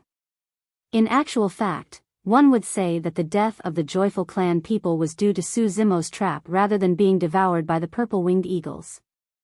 From the moment the joyful clan people stepped into Tsang Lang mountain range, they had already fallen into an invisible net. Led around the nose by Su Zimo, they were heading to the abyss of death with every step that they took. In mid-air, the leader of the purple-winged eagles sensed something as it suddenly lifted its head and landed its icy cold gaze on Su Zimo. The murderous intent was akin to that of a saber. Su Zimo had seen it before on his first night in Tsang Lang mountain range. The numerous purple-winged eagles gradually stopped devouring the corpses. Flapping their wings in the air, they fixed their gazes on Su Zimo, only waiting for the order from their leader before they charged forward to tear Su Zimo into pieces. Chirp. The spirit demon-level purple-winged eagle chirped loudly. Swoosh. Numerous purple-winged eagles swarmed over like a turbulent purple sea that would drown Su Zimo in the next moment. Facing the incoming death, Su Zimo was calm. He neither retreat nor panic. From the moment that he embarked on the path of cultivation, Dayu had told him that he would face unimaginable dangers and could lose his life at any time. He should not expect her to save him. At that moment, Su Zimo replied that life and death were preordained. This moment had eventually arrived. It was just that Su Zimo did not expect it to come so soon. All of a sudden. In Su Zimo's line of sight, a flash of unrivaled, stunning scarlet color that seemingly wanted to dye the entire world red suddenly flashed across that purple sea. It was impossible to overlook it. The shadow of a figure appeared and blocked the front of Su Zimo. Su Zimo opened his mouth slightly. There was first shock in his eyes, followed by endless delight and happiness. The intruder was clad in a long, blood-colored robe. Back-facing Su Zimo, she had a slim figure and her dark tresses were hanging loosely around her neck, blowing in the breeze. You dare touch my people. Then, you shall die. The calm tone, pleasant voice and lazy drawl. Yet, the dominance in it was suffocating. Su Zimo suddenly felt like crying. He had fantasized countless times about Dayu appearing in the times of critical danger but had been repeatedly disappointed. She, still came.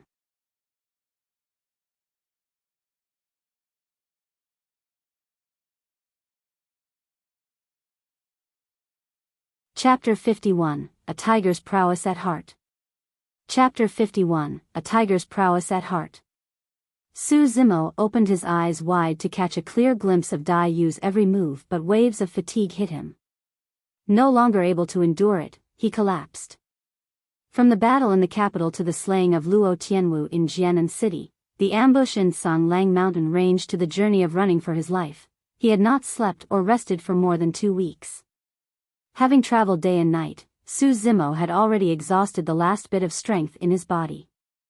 The moment that he shut his eyes, Su Zimo could only see Dayu stretching out her fair palm and blocking that torrential purple sea with extreme ease.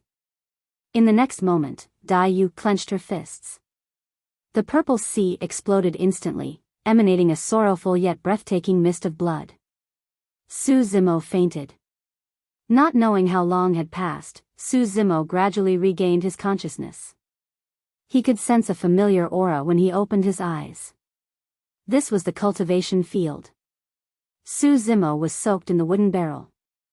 He seemed to have returned to 1 year ago. Dayu sat on the green stone not far away with a cold and aloof expression. He did not know what she was thinking. Where is the monkey? How is he? The first thing that Su Zimo did when he woke up was to check on the spirit monkey's condition. Dayu did not reply. Su Zimo hurried to explain, there is a spirit monkey lying in that cave. He is my friend and suffered grave injuries in order to save me. Miss Dai, you must save it. He.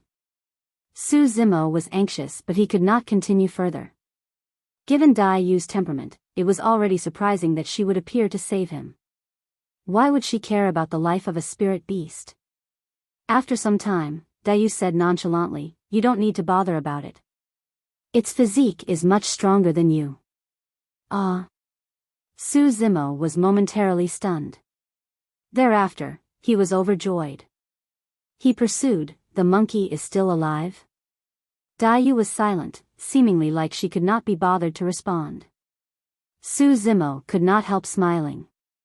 He continuously nodded and muttered to himself, "Not bad, not bad. Since I managed to survive and that damn monkey's physique is stronger than mine, it must still be alive." After putting down his worries, a trace of doubt arose in Su Zimo's heart again. He could not help but ask, "Miss Dai, although I am not part of the demon clan, after cultivating the mystic classic of the 12 demon kings of the great wilderness, why is my physique still incomparable to that damn monkey?"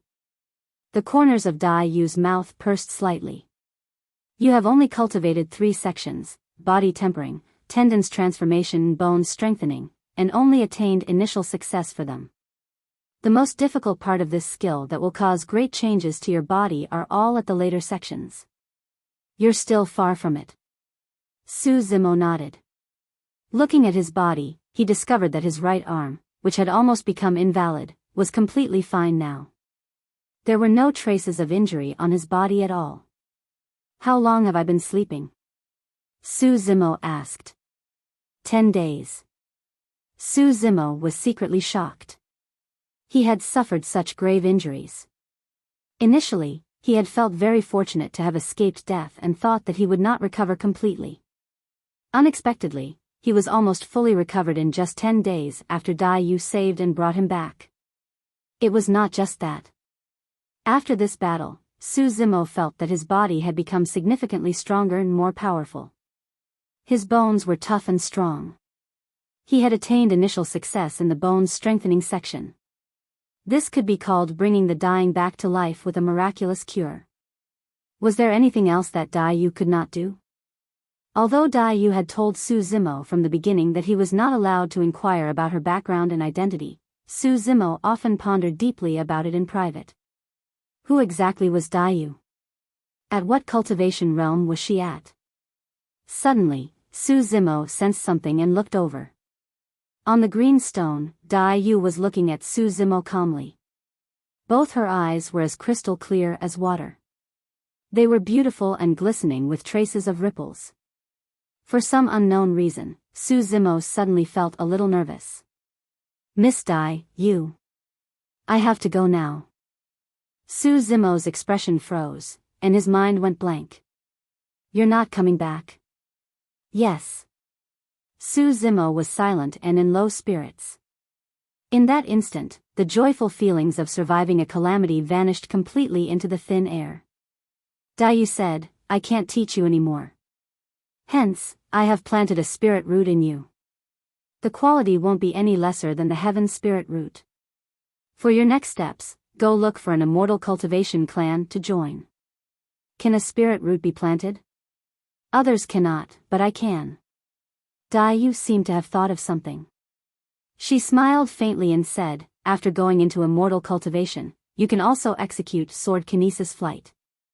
You won't be in such embarrassing situations again." Cultivators could execute sword kinesis flight and take down the enemy's head within 1,000 miles. It would be untrue if one were to say that he was not envious of this. If he had heard this news earlier, Su Zimo would definitely feel thrilled and overjoyed.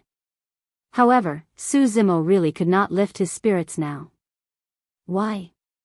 After a long time of silence, Su Zimo looked up and asked, "Do you know why I led you onto the path of cultivation?" Dai Yu questioned him instead.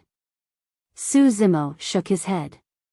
1 year ago, when Su Zimo was down and out and almost lost everything, Dai Yu appeared before him and asked, "Do you wish to cultivate?" That scene, those words. Su Zimo would never forget them for life. However, Su Zimo did not know why Dai Yu had imparted him demon clan cultivation technique and taught him cultivation. There are 2 reasons. First, when we met 3 years ago, I was at my weakest state. It can be considered that you saved my life by bringing me here. Over the next 2 years, you prepared meals and sent them to my doorsteps every day, never stopping once. Although I ignored you, I remember all of it." At the mention of this, Dai Yu's slender figure left the green stone. Her entire charisma transformed, exuding an air of arrogance overriding the heaven and earth and could not be overlooked. She raised her voice and said, I, Biyao, had never pleaded with anyone or owed anyone anything, except for you. Imparting you cultivation techniques is considered the closing of this karma. Su Zimo was stunned. Who could be so certain of not pleading with anyone in their entire life? Even immortals could not help feeling fearful at times. To not plead with anyone for life and attain Biyao's success, it was hard to imagine the adversities that one would need to experience. There is also another reason. I saw my old self in you. Biyao looked at Su Zimo and said, your exterior appearance is frail and weak, but you have the prowess of a tiger at heart. It is just that this ferocious tiger has been in a deep slumber. 1 year ago, the departure of your childhood sweetheart and the bullying by perfected Song Lang had awakened this ferocious tiger in your heart. Do you still remember your reaction when that rogue came to murder you 1 year ago? Su Zimo pursed his lips gently and did not utter a word. You almost killed him. Biyao continued, who would imagine that a frail and weak-looking scholar would have such a calm look in his eyes when he felt murderous? Your wrists were so steady.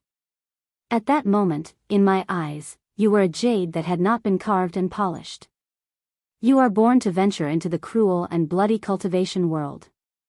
Su Zimo felt a little emotional. If Biyao had not led him onto the path of cultivation back then, he would most likely have died of depression in the remaining years of his life, much less to mention the blood feud of the Su family. Even if he was a tiger at heart, he did not have a spirit root. Hence, he could only be an old tiger without any claws. Seemingly sensing Su Zimo's thoughts, Biyao furrowed her brows gently and said in puzzlement, your endowment is 1 in a million, but you lacked a spirit root. Logically, everyone should be born with a spirit root. It is just that there is differentiation between the stronger and weaker spirit roots. However, in this part of the world, many people don't have a spirit root. This is very strange. After pausing for a while, Biyao shook her head and said, forget it. There are hidden secrets in every part of the world. I don't have the time to probe either. I should be leaving. Having said that, Biyao's figure moved and she headed outside. Su Zimo hurriedly jumped out from the wooden barrel, casually grabbed a piece of clothing to cover himself and chased after her.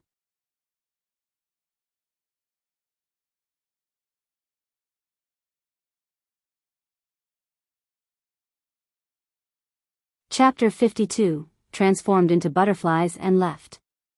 Chapter 52, Transformed into Butterflies and Left. Miss Dai, where are you going? Su Zimo chased all the way to the courtyard, feeling reluctant to part with her. He called out loud. Of course it's back to my world.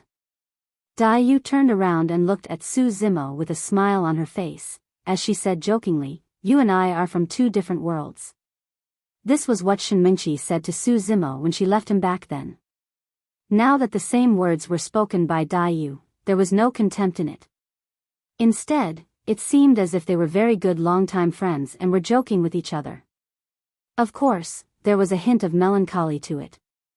Biyao had never used this tone when she spoke to Su Zimo. She seldom smiled at him. It was not until now that Su Zimo realized that Biyao was really leaving him. But, you haven't taught me the remaining cultivation techniques of the mystic classic of the 12 demon kings of the great wilderness. How can you leave? Su Zimo racked his brains and finally came up with a reason. Biyao shook her head. You already have the spirit root. You should join the immortal sect, don't continue with your demon cultivation. Why? Su Zimo frowned, saying, I want to continue with demon cultivation and to learn immortal cultivation. Immortal and demon cultivation? Biyao's beautiful eyebrows raised slightly, she could not help but smile. You are quite ambitious. Biyao paused briefly before she said, spirit qi can nourish and temper the body. Although the body will not be as strong as the demon clan, it is still fairly strong. But do you know why most of the cultivators have a weak body? Why? There is a limit to one's energy. No matter whether it is immortal cultivation or demon cultivation, one cannot live forever. One cannot escape from life and death. If one continues with immortal cultivation and demon cultivation, there is a high possibility that one cannot reach the end for either cultivation. Su Zimo thought about it and said, I want to give it a try. Daiyu continued, I won't stop you if you want to go ahead with immortal and Buddha cultivation. But immortals and demons belong to different worlds. Immortal is immortal, while demon is demon. If you insist on doing immortal and demon cultivation, both sides would not tolerate you. Now that you just started demon cultivation, you should give it up now. I don't want to give up. Su Zimo insisted stubbornly. Even if the entire world would turn against you? So what if the entire world turns against me? To Su Zimo, this cultivation technique was imparted to him by Daiyu. It had an important significance. Even if the whole world stopped him from cultivating, he would continue with it. After a brief silence, Daiyu said, the mystic classic of the 12 demon kings of the great wilderness will get more and more difficult. You won't be able to succeed without me by your side. Daiyu sighed at the obstinate look in Su Zimo's eyes, finally giving in. There was a demonic glitter in Daiyu's eyes. Thereafter, there were several more sutras in Su Zimo's mind. Daiyu looked at Su Zimo, saying softly, these are the remaining sutras. Remember, if it is too difficult to cultivate, don't waste your effort on them. Also, if the monkey at Songlang Mountain Range runs into trouble in the future, do give it a helping hand. Su Zimo had a moment of realization upon hearing her words. Daiyu had other intentions when she arranged for him to go through training at Songlang Mountain Range. Without the spirit monkey, Su Zimo would not be able to master Sanguine Ape Tri-Style within a year. Without the spirit monkey, Su Zimo would not be able to activate the Sanguine Ape transformation. Although Daiyu never showed up during his 1 year of training at Songlang Mountain Range, she had been keeping a silent watch over him. Otherwise, she would not appear at the final crucial moment. After all, Daiyu cared a lot for him. Su Zimo gazed at Daiyu quietly. His gaze was intense and somewhat irrational. It was as if he wanted to remember Daiyu's facial features and imprint it deeply in his memory. If you want to continue with immortal and demon cultivation, you will experience a lot of unimaginable sufferings. But you must bear in mind that these sufferings will only make you stronger. There is a saying in the Avadamsaka Sutra of the Huayan school that I would like to give you as parting words. To become one of the greatest, you have to work on the foundation and be willing to take hardship and serve others. With that, Daiyu turned around, waving to Su Zimo. Daiyu took a small step and she was in midair. Under Su Zimo's unwavering gaze, her graceful figure gradually disappeared into the air, transforming into a sanguine butterfly, with 2 bright crescent moons imprinted on the pair of wings. I left behind 3 gifts for you. The first gift is the spirit root in your body. As for the remaining 2 gifts, they may be of use to you in the future. Daiyu flapped her wings and the surrounding space collapsed and turned into fragments. Cracks formed as a dark void could be vaguely seen in the distance, stirring up chilly wind. It was unnerving. The butterfly flew into the darkness and gradually disappeared. Daiyu.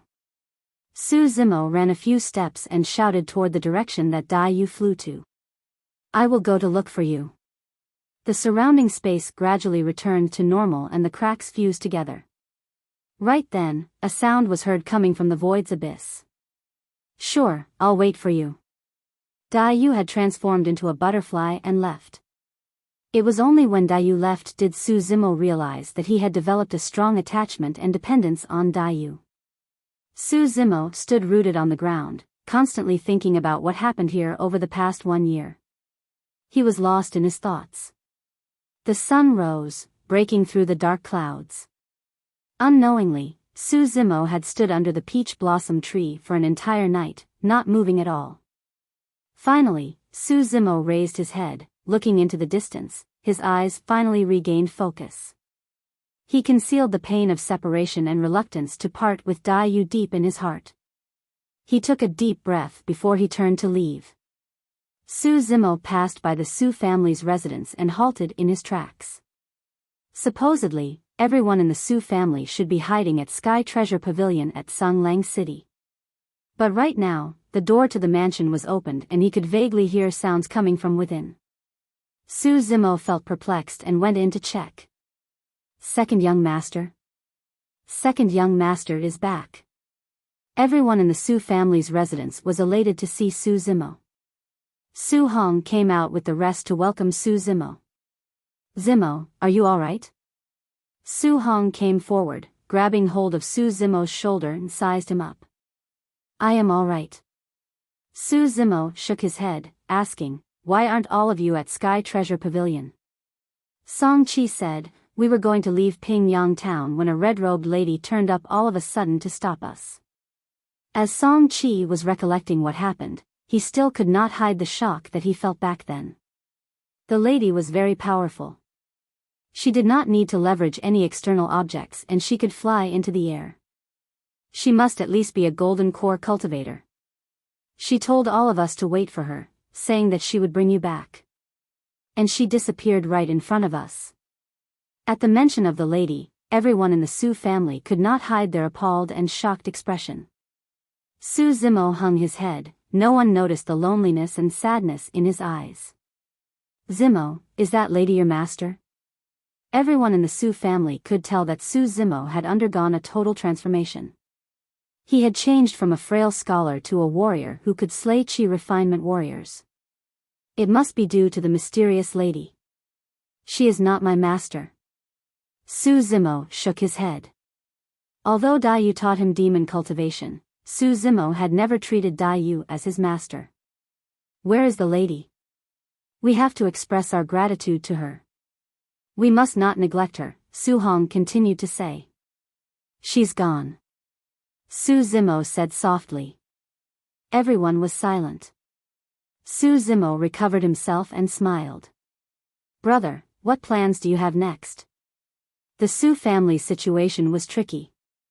They could not go to the country of Yen, and they could not stay in the country of Qi.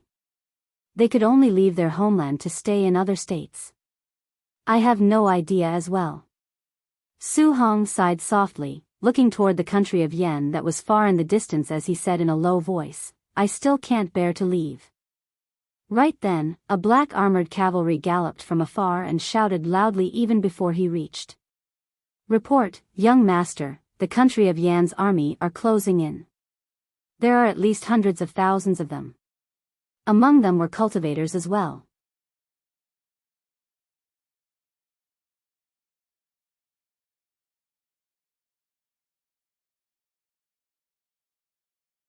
Chapter 53, Su Hong was crowned king. Chapter 53, Su Hong was crowned king. The army of the country of Yen? Su Hong frowned, feeling perplexed. The country of Yen is without a leader.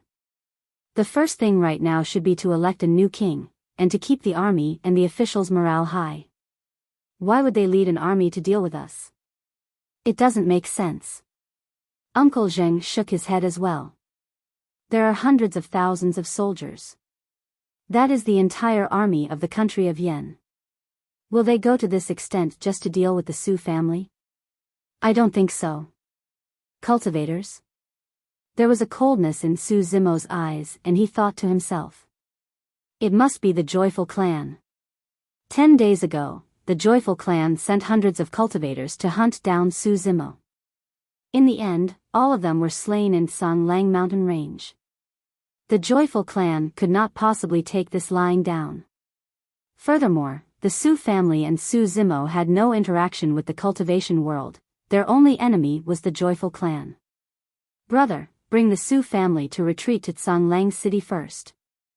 I will follow thereafter, Su Zimo said in a deep voice.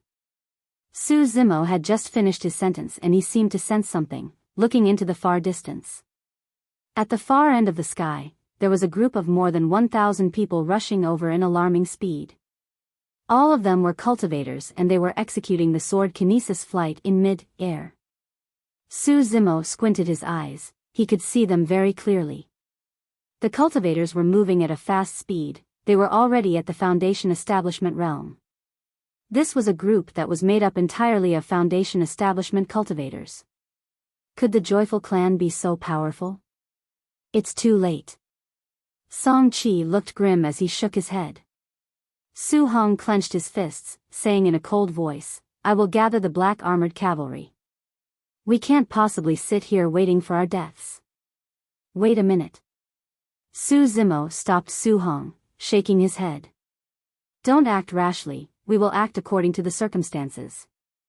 Regardless of whether it was Su Hong or Song Qi, they had not sparred with Foundation Establishment cultivators before. But Su Zimo knew the abilities of the Foundation Establishment cultivators very well. If the group of more than 1,000 Foundation Establishment cultivators attacked them, a 50,000-strong black armored cavalry would be wiped out, notwithstanding a 5,000-strong black armored cavalry. They were not at Sung Lang Mountain Range. Su Zimo was not the opponent of one Foundation Establishment cultivator, let alone 1,000 Foundation Establishment cultivators. They could do nothing but wait. The 1,000 Foundation Establishment cultivators reached the sky of Pingyang Town in no time. They were dressed uniformly, and they exuded the harsh and murderous aura. They did not look like cultivators, instead they seemed more like the National Army. At the furthest front of the 1,000 Foundation Establishment cultivators was a graceful and magnificent carriage that floated in the air. It was adorned with brilliant jewels and pearls, dazzling and sparkling in midair. Although no one carried the carriage, it floated steadily in midair. There was sparkling bead curtain at the front of the carriage. There seemed to be someone seated in the carriage. One could not tell the person's facial features due to the bead curtain. This is... Everyone in the Su family was shocked. Song Qi, who was a Qi refinement warrior, had never seen such a large army either. He was dumbstruck. "Something is wrong," Uncle Zheng said softly. The markings on the cultivator's costume seemed to be that of the Great Zhou dynasty. Every Foundation Establishment cultivator who was in midair had an exquisite 5-clawed golden dragon imprinted on the sleeves. It was very realistic and majestic. Right then, the leader of the Foundation Establishment cultivators came out from the crowd. He wore a golden Taoist robe and stood floating in the air. He swept his sharp gaze over everyone in the Su family, pausing slightly when he saw Su Zimo. He then took out a golden silk from his storage bag and spread it out. Su Hong and Uncle Zheng had a big shock at the sight of the golden silk, exclaiming in surprise. The Emperor's Imperial Edict. The Great Zhou dynasty was the only one who had the right to issue the golden silk, and it was from the Emperor of the Great Zhou dynasty. Who was the Emperor of the Great Zhou dynasty? He was the supreme leader of the Great Zhou dynasty. He had achieved a lot of meritorious deeds, surpassing the ancients and dazzling contemporaries, holding absolute power in his hands. If the Emperor was angered, millions of people had to die. Since the Imperial Edict was issued, every state in the Great Zhou dynasty had to submit unconditionally, otherwise it would be seen as an act of defiance and they would be punished by the Great Zhou dynasty. King Qian of Yen was unscrupulous and framed loyal subjects, causing chaos to his country and governance. It is right that he be removed. It was said that Su Hong is the son of Su Mu, and he is well loved by the people and has courage and wits, loving the people like his own. He is qualified to be the next king. I hereby issue this imperial edict crowning him as king. Everyone is to spread the news and not to hinder the spreading of this edict. The golden armored leader who was in midair rolled the imperial edict. He stared at Su Hong and said in a deep voice, "Su Hong, accept the imperial edict." This. Su Hong froze in place, looking shocked. There was disbelief in his eyes. The Great Zhou dynasty hardly intervened in the affairs of the various states. It was rare that it would issue imperial edicts, let alone crown someone as the king of a vassal state. It was not that Su Hong did not want to be the king. The reason why he rejected Wei Mingxing's proposal was that he was worried that if he was crowned king, war would definitely break out and it would implicate the innocent people of the country of Yen. But right now, with the imperial edict, Su Hong could be crowned the king and yet there would be no wars in the country of Yen. If anyone had objections and launched a war, he would not be going against Su Hong, but the imperial edict. No one would be so foolish to do such things. It was akin to courting death. More importantly, everyone in the Su family would no longer need to leave their homeland to go to other states, and the black armored cavalry would finally have a place to stay for good. Young master, hurry, accept the edict. Uncle Zheng was excited, he could not hide his happiness and he urged him softly. But Su Hong was in a difficult position. He had never seen the emperor of the great Zhou dynasty before, and the imperial edict came all of a sudden. He could not help but feel worried and perturbed. Su Hong looked toward Su Zimo automatically. Su Zimo frowned, shaking his head. He had never seen anyone from the great Zhou dynasty as well. The only possibility was that it was Dai Yu's doing. Before Dai Yu left, she told Su Zimo that she had left 3 gifts for him. One of them was the spirit root, but she did not tell him the remaining 2 gifts.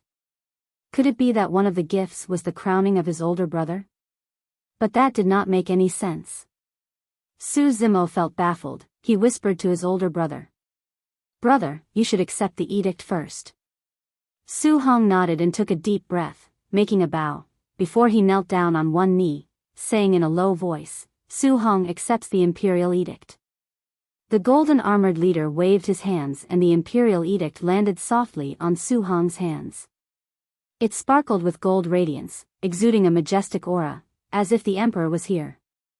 Right then, fumes and dust billowed in the wind from not too far away. There was a thunderous sound of hooves. The country of Yan's army had just arrived. They were led by famed generals of the country of Yan. Among them was Wei Mingcheng, the general of Jianan city. Hundreds of thousands of soldiers came galloping over. There were so many of them, one could not see the end of the line. The generals at the front line dismounted and knelt down on one knee at sight of Su Hong, shouting loudly, "We pay respects to the king! We pay respects to the king!" Hundreds of thousands of soldiers yelled and the loud voices resonated. The Su family finally realized that the hundreds of thousands of soldiers were not here to seek revenge, instead they were here to pay respects to the new king of the country of Yan, and to welcome him back to stand guard at the capital. Although this was a good piece of news, the Su family seemed to be at a loss. They felt that everything was surreal and they seemed to be dreaming. Su Zimo raised his head, looking toward the carriage that was floating in midair. He fixed his gaze on it as if trying to see through it. Swoosh! A porcelain white fair arm reached out from the carriage to lift the bead curtain. A beauty came walking out from the carriage. She was dressed in a yellow long dress, with a ribbon tied at her waist, fully accentuating her exquisite figure. The lady had complexion that was fair as snow. She looked refreshing and mesmerizing. The moment she exited the carriage, the graceful and magnificent carriage seemed to pale in comparison to her. Zimo, didn't I say that we will definitely meet again? The lady waved her hands at Su Zimo, smiling. You're tuning into the Biyao's Wuxia Chronicles YouTube channel. Don't forget to subscribe and join us on this journey to catch the most captivating stories.